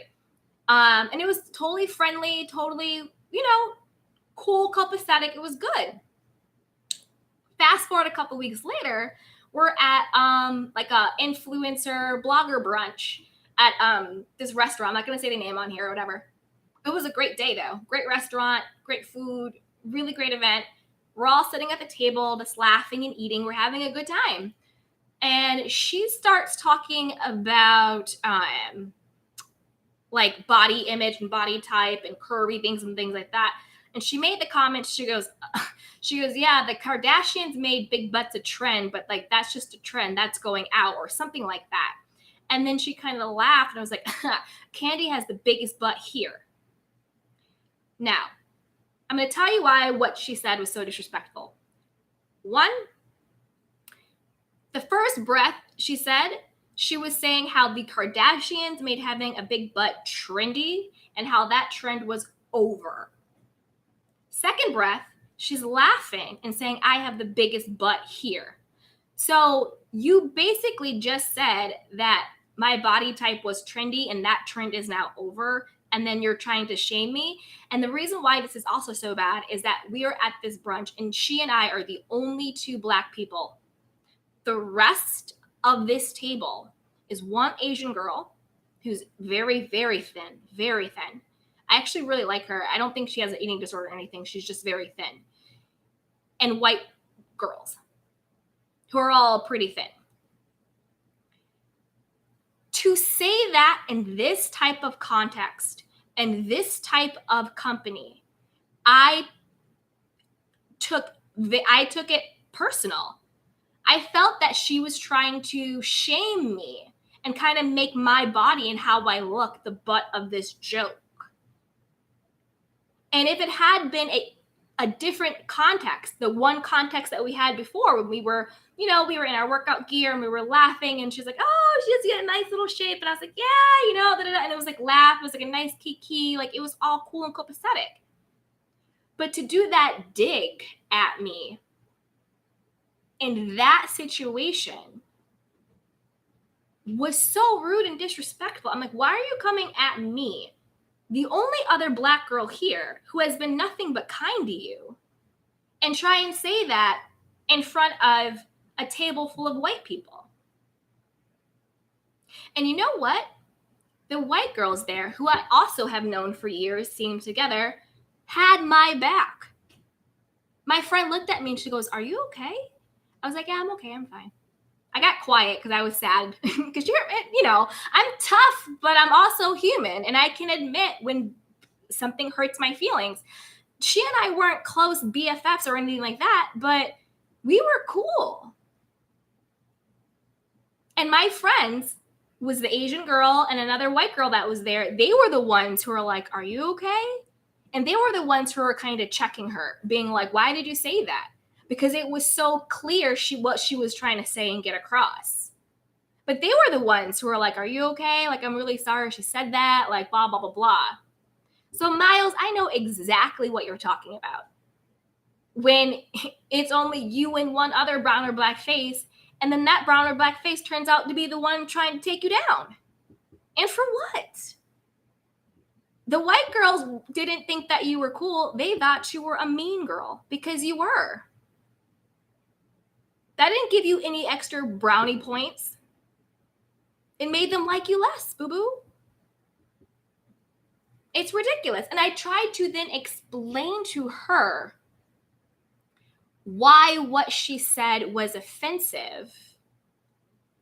And she was just like, well, you know me. I was just joking. And I was like, well, now you get to know me. And I am not a joke. So cut it out. Because then in her next breath, she's like, oh, I wish I had to backtrack. Stop trying to backtrack. No, you're going to do a backhand thing to me. Girl, bye. Hey, Miss T. She goes, don't forget to subscribe and like. That's right. Subscribe and like. Hey, Perfectly Flawed. She goes, jealous. She was. And she was jealous. And I'm not saying that based on ego. I'm not trying to say like, oh, I'm all this and I'm that and girls are just jealous of me. No, that's not what I'm saying. But she was. She was being a Brashan. She was being a pick-me. She was just like, oh, there's two black girls at this table. I want to be the one black girl that they like. So let me try and jag at the other black girl here. And she was jealous. Because to toot my own horn, my ass looked bomb. And it's real. Okay. Let's see. Miss T says haters are real. The red lipstick officer Lily says she was. Yeah. Juanita goes clunk. Kaylee says, let haters be your motivators. Exactly. Miss T says it's not professional at all. Exactly. And this was a working lunch. It was a working brunch. You know, these are industry events. The brand is there. The PR people are there. Like, it is a industry event. You know, it's not like we just are good kiki girlfriends and decided to go to lunch together. It's not like that. You become friendly, but like you're not, it's different. Hey, Morgan's musing. She goes, you didn't just think it, you know. Exactly. The red lipstick customer Lily says, jealous. Perfectly Flawed said, all skin folk ain't kinfolk. That is the truth. That is the truth. Miles Kidman said, that happened to me when I was running for student council. Oh, I hear you. I hear you. Oh, Marcella! Thank you so much for the super chat. She goes, hey, my candy cane, love you. I love you too, Marcella. Woo, woo, woo. Yes. Jamie says, I'm getting buffering lag. Yeah, so the thing said stable connection, reconnecting or something like that. So I apologize for the lag. I'm sorry.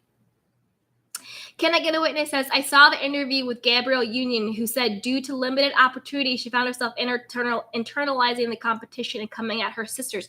Yeah, I saw that too, where she said that, and it's so true. So she was saying how, like, because the opportunities were so limited for black and brown girls, that, what do you call it? That if they were going to go ethnic, or whatever they want to call us, she always wanted to be like the ethnic choice, and she kind of became a mean girl against other brown and black girls. So it is so true. Ms. T says, don't let anybody cross your personal boundaries. Exactly. Exactly. Let's see. Morgan's Meekins, look at you, Candy, talking to in the street. We see you. Yes. Hey, the red lipstick hustler Lily. She goes, you are all that, and she knew it. Exactly. Natalia says, who was jealous? Please tell me. No, I'm not going to say her name. Honestly, the pandemic just changed everything up so much.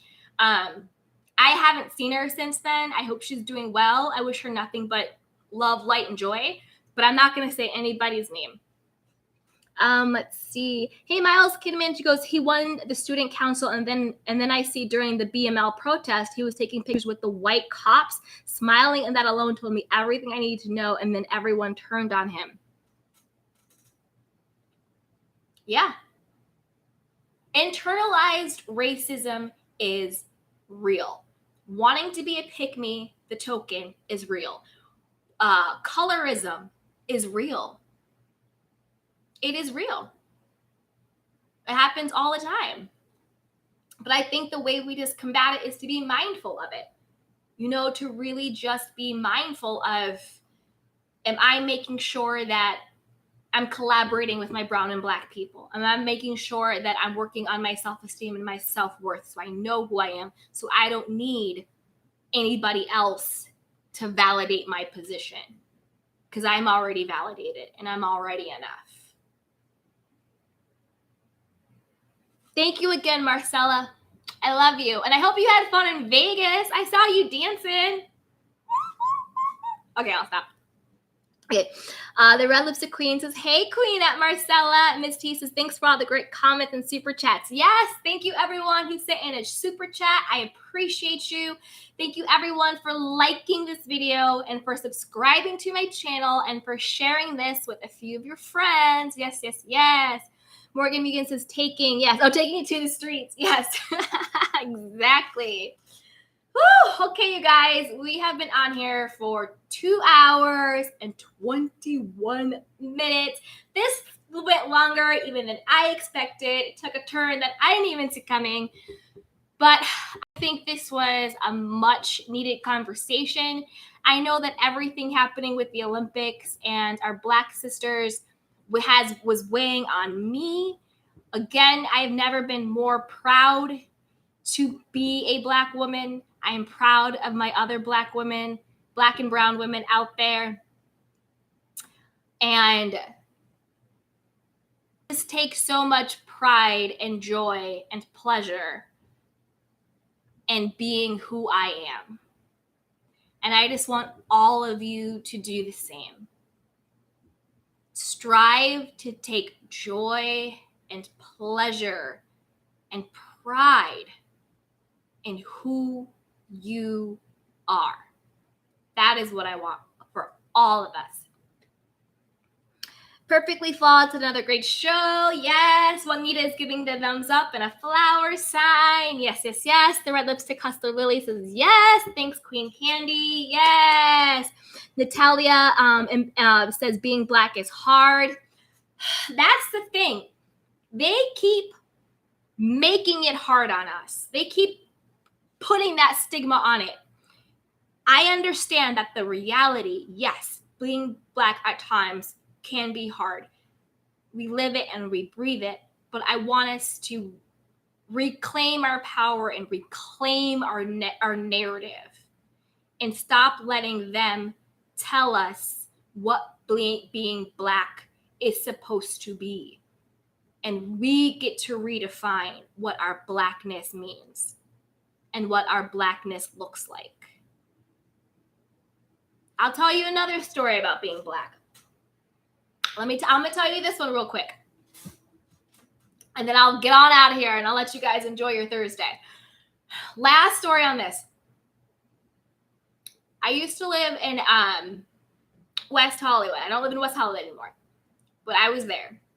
And one of my neighbors, because we would have like, I lived in an apartment and it had like a pool, and then it had like apartment, which is very, very, very popular in LA. If you come to LA, you'll see this type of setup everywhere. And so you kind of get to know your neighbors. And we were having somebody was having like a birthday party or a barbecue or some BS, whatever it was. And one of my neighbors was an older white guy. Super nice, really kind, never had a problem. We would always chit chat, we would talk, whatever it was. I don't know how we got on this subject, but he said to me, I forgot what we're talking about. No, I said, because we were talking about something, I forgot what it was. I said, well, as a Black woman, I think, and he stopped me mid-sentence and he goes, you're not Black. And I was like, what? Like, I literally could not understand what he was saying. He was like, you're not Black. He's like, you're not like one of them. And I was like, what? He was saying to me, he didn't consider me Black because the way my voice sounded, and I guess because I'm a lighter skin tone, or whatever it is. But he was saying he didn't consider me to be a Black woman and that I shouldn't put myself in that category.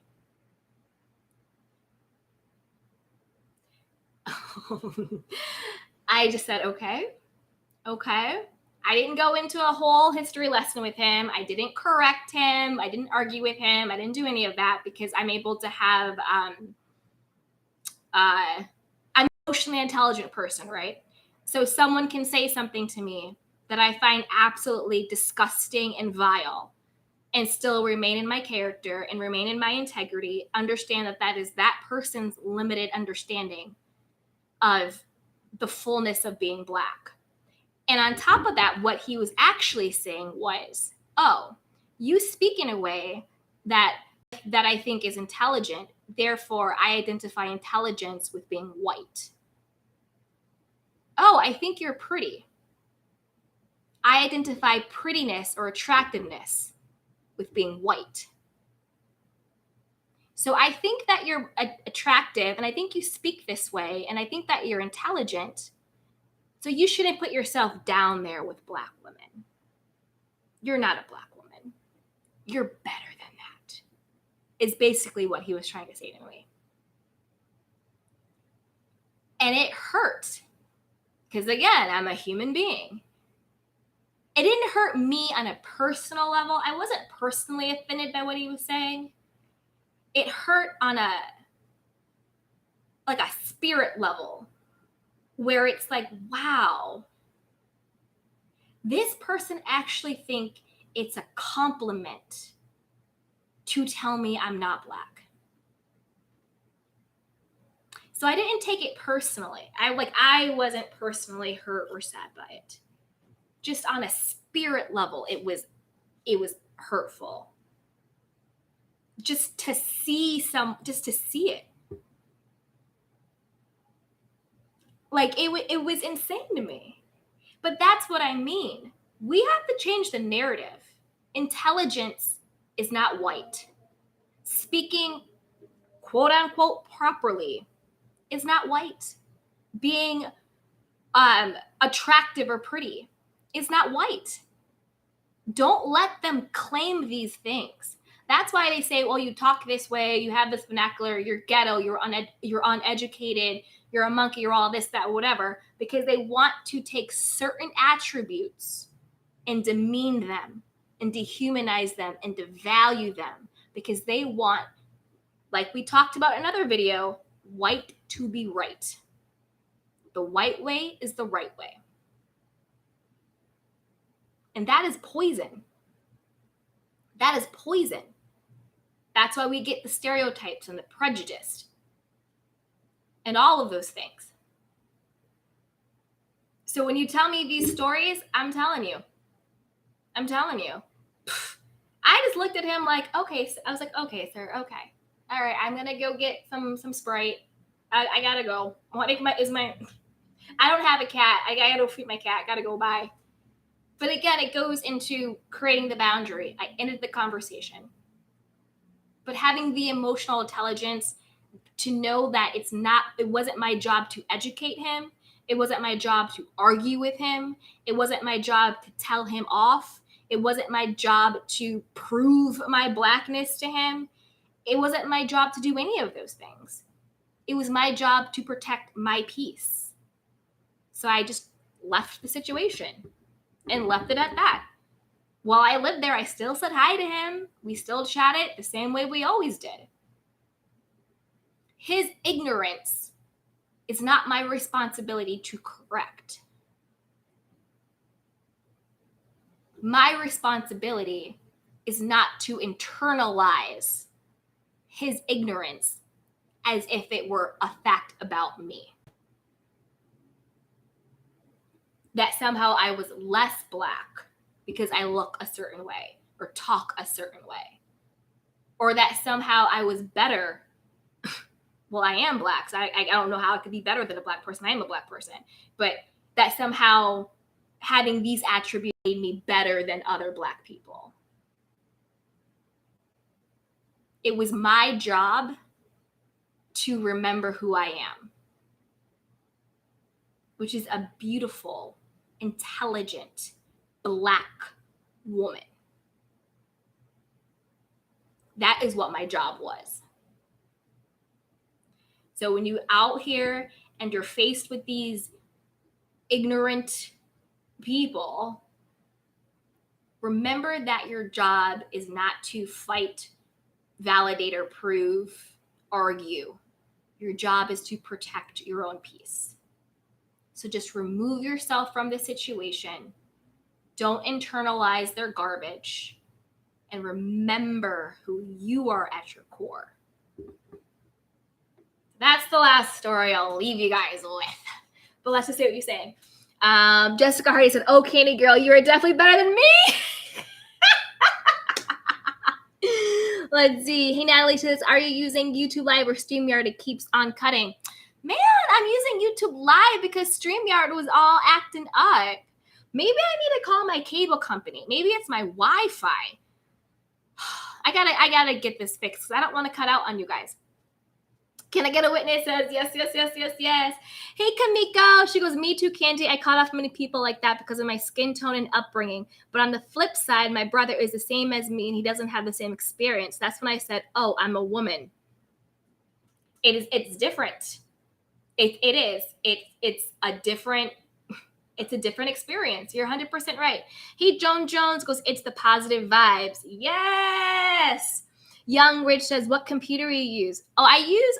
Maybe it's that too, because I use what is this? Microsoft Surface Pro. Maybe I need to switch to like a laptop Mac because I need to get this fixed for you guys. I don't want to have any tech issues. I want to keep it profesh. So yeah, I got to get into it. Can I get witnesses? Saw it, Candy. Yes, yes, yes. Joan Jones is Facts Princess. Yes. Let's see what you guys are saying in the chat. Miss T says, "I grew up in Michigan and have always been told I talk white when I moved to the South." Yep. I grew up on the East Coast. And I got told that too. Yeah. I get told I talk white all the time. All the time. A guy I used to date. Jerk. No, he's not a jerk. I'm kidding. We're still friends. He's a great guy. But he used to always make fun of me about how I talked. All the time. Yeah. So, oh well, this is how I talk. This is who I am. It is what it is. I love it. I love me. I don't talk white. I talk like Candy. And Candy is Black, so I talk Black. There you go. Hey, Natasha goes, "People that are good hearts often get mistaken for someone you can F with. That's why you got to nip it in the bag real quick." Yes. You guys remember, what was her face? What was her name? I forgot. What was her name? Who was trying to lie on me and say all that stuff? What was her name? That's how insignificant she was. Wait, what was her name? The one who called in and we all thought it was Avatar Monica. And she had a face. Blaine! See, that's how you have to treat people. You have to get out of your mind. They're not allowed to take up space in your mind or your heart. Like with Blaine, it's like you think like people treat you the way you let them. And I think sometimes they mistake a kind person for a weak person. Those are not the same things. You can be kind, sweet, and respectful, but you can also have boundaries. You can check people when they need to be checked, but you can do it in a respectful way that doesn't take you out of your character and out of your integrity. But just because you were a kind person doesn't mean you have to be a doormat. And it doesn't mean you can't push back. And it doesn't mean you can't call people out. Like Blaine was literally lying on me and hiding behind a private Twitter account, spewing legitimate lies. And that's why I did the Blaine, call in, pull up. We can talk about this. Because if you want to put a lie out on me, say it to my face. So that the world can see both of us talking. And they can judge for themselves what is the truth and what's not the truth. But that's how people are. They think that if you're a kind person, you're a weak person. Or that if you're a good person, you'll just take abuse or people lying on you or being mean to you and all of those things. But no, you can be a good-hearted person, a positive person, a happy person, a kind person, but still know you are not a person to be messed with. Those two things are not mutually exclusive. It doesn't make you fake. It doesn't make you phony. It doesn't make you not genuine. It doesn't make you any of those things. It makes you a fully formed, functioning human being with emotional intelligence that can say and communicate, this is who I am. These are my boundaries. And that's what it is. You're exactly right. Let's see what you guys are saying. Hey, BJ Des. She goes, this is what happened to me several times with white people. I get disgusted. I am Black, period. Regardless of how I speak, I am told all the time I sound and act white. Welcome to the club. Me too. All the time. All the time. Sound white, act white, all of it. All of it. And it's just like, get out of here. Whiteness does not have a claim on this is the thing. Anytime it's a positive attribute, they want to give it to white. Oh, you speak this way, you talk this way, you're so intelligent, you're so this, oh, you're so that, oh, you sound and act white, you If it's negative, that's when they want to be like, oh, it's Black, it's loud, it's ghetto, it's ignorant, it's blah, blah, blah, blah, blah. No. You can be Black and intelligent. You can be white and ignorant. You can be white and intelligent or Black and ignorant. Those attributes anyone can have. It's a part of the human personality, the human experience, the human psyche. Intelligence is not a race. Ignorance is not a race. The way in which you speak is not a color. So just because you speak a way, just because you are intelligent, just because you carry yourself a certain way, doesn't mean you're acting or trying to be white. It just means you have that particular attribute. But it's a really good way, a really, really good way to condition us. And also to diminish and devalue. Like, why can't you just be an intelligent, eloquent Black woman? Why do you have to be an intelligent, eloquent Black woman who acts and sounds white? Because what that is really saying is that Black people aren't eloquent. Black people are intelligent. So when you look and sound like that, oh, you're actually looking and sounding white. Because only white people are intelligent and eloquent. Only white people speak this way. Only white people have like demure and all these other things. That's what they're really saying. You have all these positive attributes? That's not Black. That's white. That's not true. They're just attributes. Any person of any color can have an attribute. You have intelligent Asian people. You have intelligent Native American people. You have intelligent Hispanic people. And you have ignorant rainbow people too. It's just an attribute. But again, what gets subscribed or described as positive attributes goes on the white side. Negative attributes goes on the Black side. There's a reason for that. Think about it. That's what you guys are saying. Hey, Alita. She goes, when I was in college, a professor called me out in class to compliment me on how I spoke. I asked him what he meant by the statement. He knew what I was asking and quickly changed the topic. Exactly. Or they get surprised with how like smart you are. They get surprised by your intelligence because they default to not being intelligent. That's the default, right? Hey, brown skin lady 81. I know plenty of people who talk white and are dumb as a bag of rocks. That's what I'm telling you. Intelligence is not Black or white. The way you speak is not a reflection of intelligence. It's not. It's really not. Hey, Gen XG. She goes, a whole lot of white folks live in Alabama. Apparently they don't sound white. LOL. It's true. It is so true. Hey, Miss T, facts. I was called an Oreo growing up by Black people. Me too. Me too. I've been called an Oreo. What else is there? Yeah. Talk white, act white, Oreo. Probably some other stuff, whatever else is in there. 100%.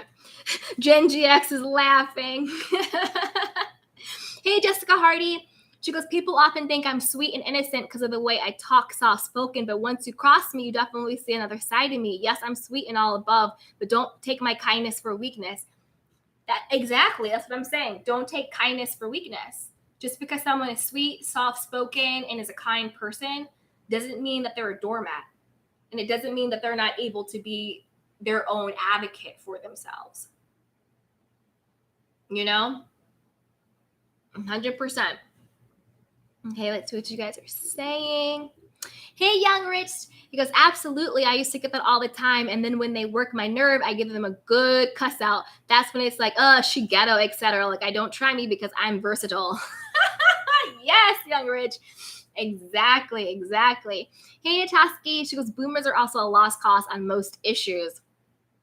Yeah, because it's not even like with that old man, I don't mean to be disrespectful, with the elderly person who I was talking to, he didn't know any better. You know what I mean? Like, yes, what he was saying was disgusting and gross. And it's even the sickening part is actually that he thought it was a compliment. That's the actual sickening part, where like literally in his mind, he thought he was giving me a compliment by telling me not to put myself in the category as Black. It's sick and it's sad, but I didn't take it personal on that level. Just on that bigger spiritual level, it was like, ugh. Alita says, me too. Natasha says, yeah, you can't assign a skin tone to intelligence or articulation. Exactly. Speaking, being able to articulate how you feel and what you think, and being able to speak eloquently or whatever it is not a skin tone. It's not a color. It's not a race. It's none of those things, right? It's none of those things. It's just an attribute. It's just a personality trait. It's just an intelligence level. That's it.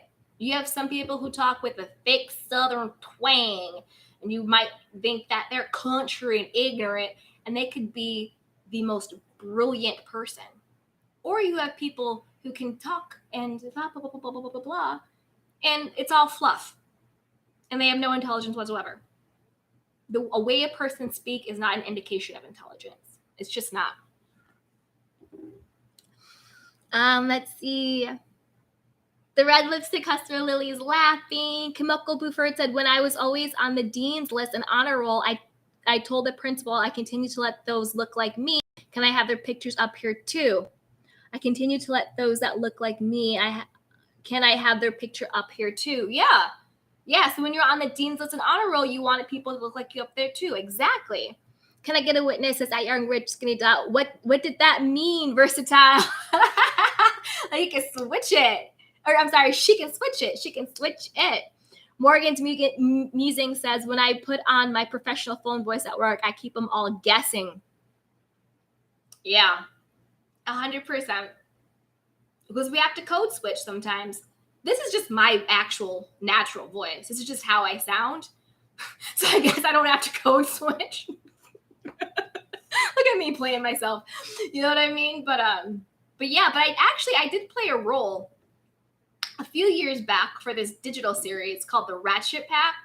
And my character, what was her name? I forgot what her name was. But it was basically like a spoof on like a Love and Hip Hop Real Housewives spoof or whatever. It was basically like that, and I had to play. I'll show it to you guys. Actually, I'll show it to you guys. And I had to play a ratchet girl. Like, she was really, really ratchet, and it was really fun. It was really fun, just like talking a different way and like doing all that stuff. It was really, really fun. So I liked it. I'm versatile too, young rich. Okay. Can I get a witness? Blacks code switch in tone, speak, and dialect all the time. Yep. Yes, exactly. Hey, Kamiko Booger shows, thanks for making out what I meant. Oh, you're welcome, Kamiko. Of course. Yes, of course, girl. Thank you for sharing your story. I appreciate you guys sharing your stories and talking and kikiing and everything. I really appreciate it. Yes, yes, yes. I love you guys. Whew. Okay, guys. We've covered some big Young Rich, Candy as Ratchet. Oh, I need to see this. Yes, Young Rich, I'll DM you a link so you can watch it. I think we had a screening for it.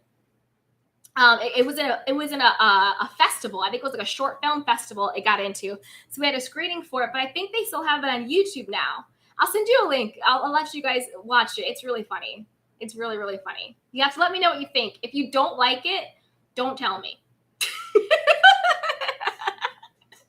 just make me feel good. Just tell me you love it. Tell me I should have gotten an Oscar for it. Hey, Miss D. She goes, my response was always, my mother is an English teacher, so blame her. I'm trying to think, what would I respond to stuff like that? I think I would just be like, I don't even know if I would respond. I don't know what I used to say. I don't know. It hasn't happened in a while, thank God. Hey, Perfectly Flawed, I went through your older videos. You've been around. Yes. Let's see. Oh, Jin X, thank you so much. She goes, I'm too lazy to code switch. I'm over it. Aw, thank you so much for the super chat. Thank you so much for the super chat. The Red Lipstick Hustler Life says, we love it. Bye, beautiful Queen Candy. Yes. Jessica Hardy says, yes, I got to see that, Candy. I'll show you guys. It might be on one of my playlists. I'm telling you, it's on there. Just too lazy. Yes. Girl, I'm telling you. And we shouldn't have to. We have to normalize however we show up in this world being enough. So we don't have to code switch. We can just be who we are, and that is enough. That there's no default to whatever the case may be. Hey, Natalia, she goes, when's my birthday? Ooh. I'm going to pull an avatar move. I'm just kidding. I was going to say, when I get to 1,000, 5,000, 10,000 followers, subscribers, then I'll tell you my birthday. No, my birthday is in December.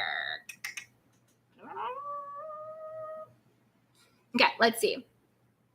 All right, you guys, I'm getting delusional. We've been here for almost 3 hours, and we talked about a lot of stuff, a lot of heavy stuff. And so since we talked about a lot of heavy stuff, I want to remind you guys to take care of yourself. We talked about a lot of triggering issues. We talked about a lot of trauma stuff. We talked a lot about, because dealing with racism is trauma. We as Black people have a collective trauma. It is in its anxiety and its PTSD that we live with. Paranoia. It's a low grade anxiety that you live with every time you step outside the door. Wondering what can happen to me, what's going to happen to me, why is this happening to me? We talked about a lot of stuff, so I want everyone to remember to take care of yourself. Do something that's relaxing. Take a nice bath, take a walk in nature, meditate, drink some water, veg out. Just do something that is just relaxing. You know what I mean? Get your energy back to peaceful, fill your cup back up. We talked about a lot of triggering stuff. So just be mindful of your emotional state, of your mental state. Do something to just relax, to sort of let this stuff go, to let the heaviness go. Just do something to just really take care of yourself, you guys. We talked about a lot of heavy stuff. So I just want to remind everybody to take care of yourself. Take a nap, get a massage, however you self-soothe. Soothe yourself today. Journal, whatever it is. Oh, thank you, Alita, for the super chat. She goes, love your content. Thank you for being you. Yes, thank you for being you. Yes. Kimiko says 3 hours. Oh my, but you're cool. The time flies. Oh, thank you so much. Yes. Jessica Hardy says, oh yes, as soon as I put my kids to bed, I'll be taking a nice long bath. Exactly. Yes. Natalia MBZ says avatar move. Y'all remember when the avatar used to do that? She's like, I'll show my face when I hit 100K. She hit 100K. I'll show my face when I hit 150K. Hit 150. I'll show. Let me stop before I like conjure her back onto me, and I don't want that. I rebuke thee. We're keeping it love. We're keeping it light. We're keeping it fun, and I'm just having a kiki. I'm just messing with the avatar. It's cool. I'm just keeping it light. I'm just having fun. But again, I rebuke the bad vibes. I rebuke thee. Let's see. Valerie Washington says repost typo not should but sound. Oh, Candy. Oh, why does Candy Washington look and sound so much alike? Love you. Aw, yes. Let's see. Miss T says, thanks for taking on the hard conversations. You are so welcome. Thank you guys for riding with me through the hard conversations. Thank you for being my candy canes and supporting me and showing up and being vulnerable and transparent. And also creating a safe space for me to share my experiences and my trauma and things that have happened to me in hopes that my life and my experiences can help somebody else. If nothing else, just to do what we did today. You know, Miles was like, this happened to me. And I was like, you know what? This happened to me. And then other people were like, this happened to me. And other people were like, this happened to me. You know, so if nothing else, just to be a safe space for us to share what we've gone through, how we've gotten through it, and how we're gonna keep moving forward, living the best versions of our lives. Thank you guys for creating this community, because this community would be nothing without you guys. You are the community. You are my safe space. And I thank you for riding with me. And I thank you for sharing this time that's not just about, you know, unmasking the avatar. I know that's how I popped on this scene this big, but thank you for creating the space for something positive to grow and to come of it. So thank you for riding with me through all of that, through all of the ratchet, messy shade of the Real Housewives and TV shows, to the grit of getting to the glory of this life. Because I do believe we are meant to be happy and we are meant to be joyful, not to be in a constant struggle. So thank you all for that. And I love you, my candy cans. Yes. To Be Native says, just left the job in January 21st because of racism. I'm so sorry, To Be. I will never put myself in that situation again. Love you so much. I love you so much too, To Be. And that's right. I mean, unfortunately, racism is real. And we have to make it our priority not to put up with it, but to protect and remove ourselves from it. We don't have to suffer in silence. We can make moves. Remember to protect your peace. If it means leaving a job, if it means breaking up, if it means creating boundaries, protect your peace at all cost, because that is what your job is to protect your own peace. Hey, Quasi Battle. She goes, hello, everyone, with lots of hearts. Can I get a witnesses laughing? Hey, Natasha Ski says, Candy, you remind me of my friend. She's the Mexican-American version. She's the Mexican-American version of you. Y'all look alike and have the same voice and laugh. It's kind of spooky. Oh, you have to tell me who she is. I want to look her up. You have to tell me that. I saw once when I was younger this woman in this magazine, and it was just her face, but it looked so much like me. It freaked me out. I remember I took the magazine out. I think I put it on my wall, and it was just insane. It was insane. Okay, let's see. Okay, Morgan's Musing says, you're so articulate and smart for never mind. Exactly. Miss T says, then she lost it all, so we'll never see her face now. Yeah, but I think that's okay. Maybe she was hiding it for a reason. Okay, so Jessica C. Amnesty, LOL, you're right about that. Perfectly soft plot, that's your welcome. Young Rich said, better than Fox and CNN. Yeah, it is better. Start a campaign. Candy canes on prime time.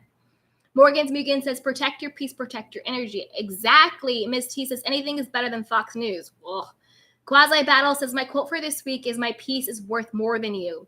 Because it is. Damn straight.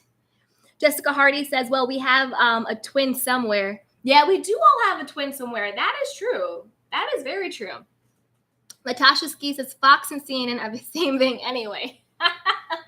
So true, so true. Okay, guys, really getting out of here this time.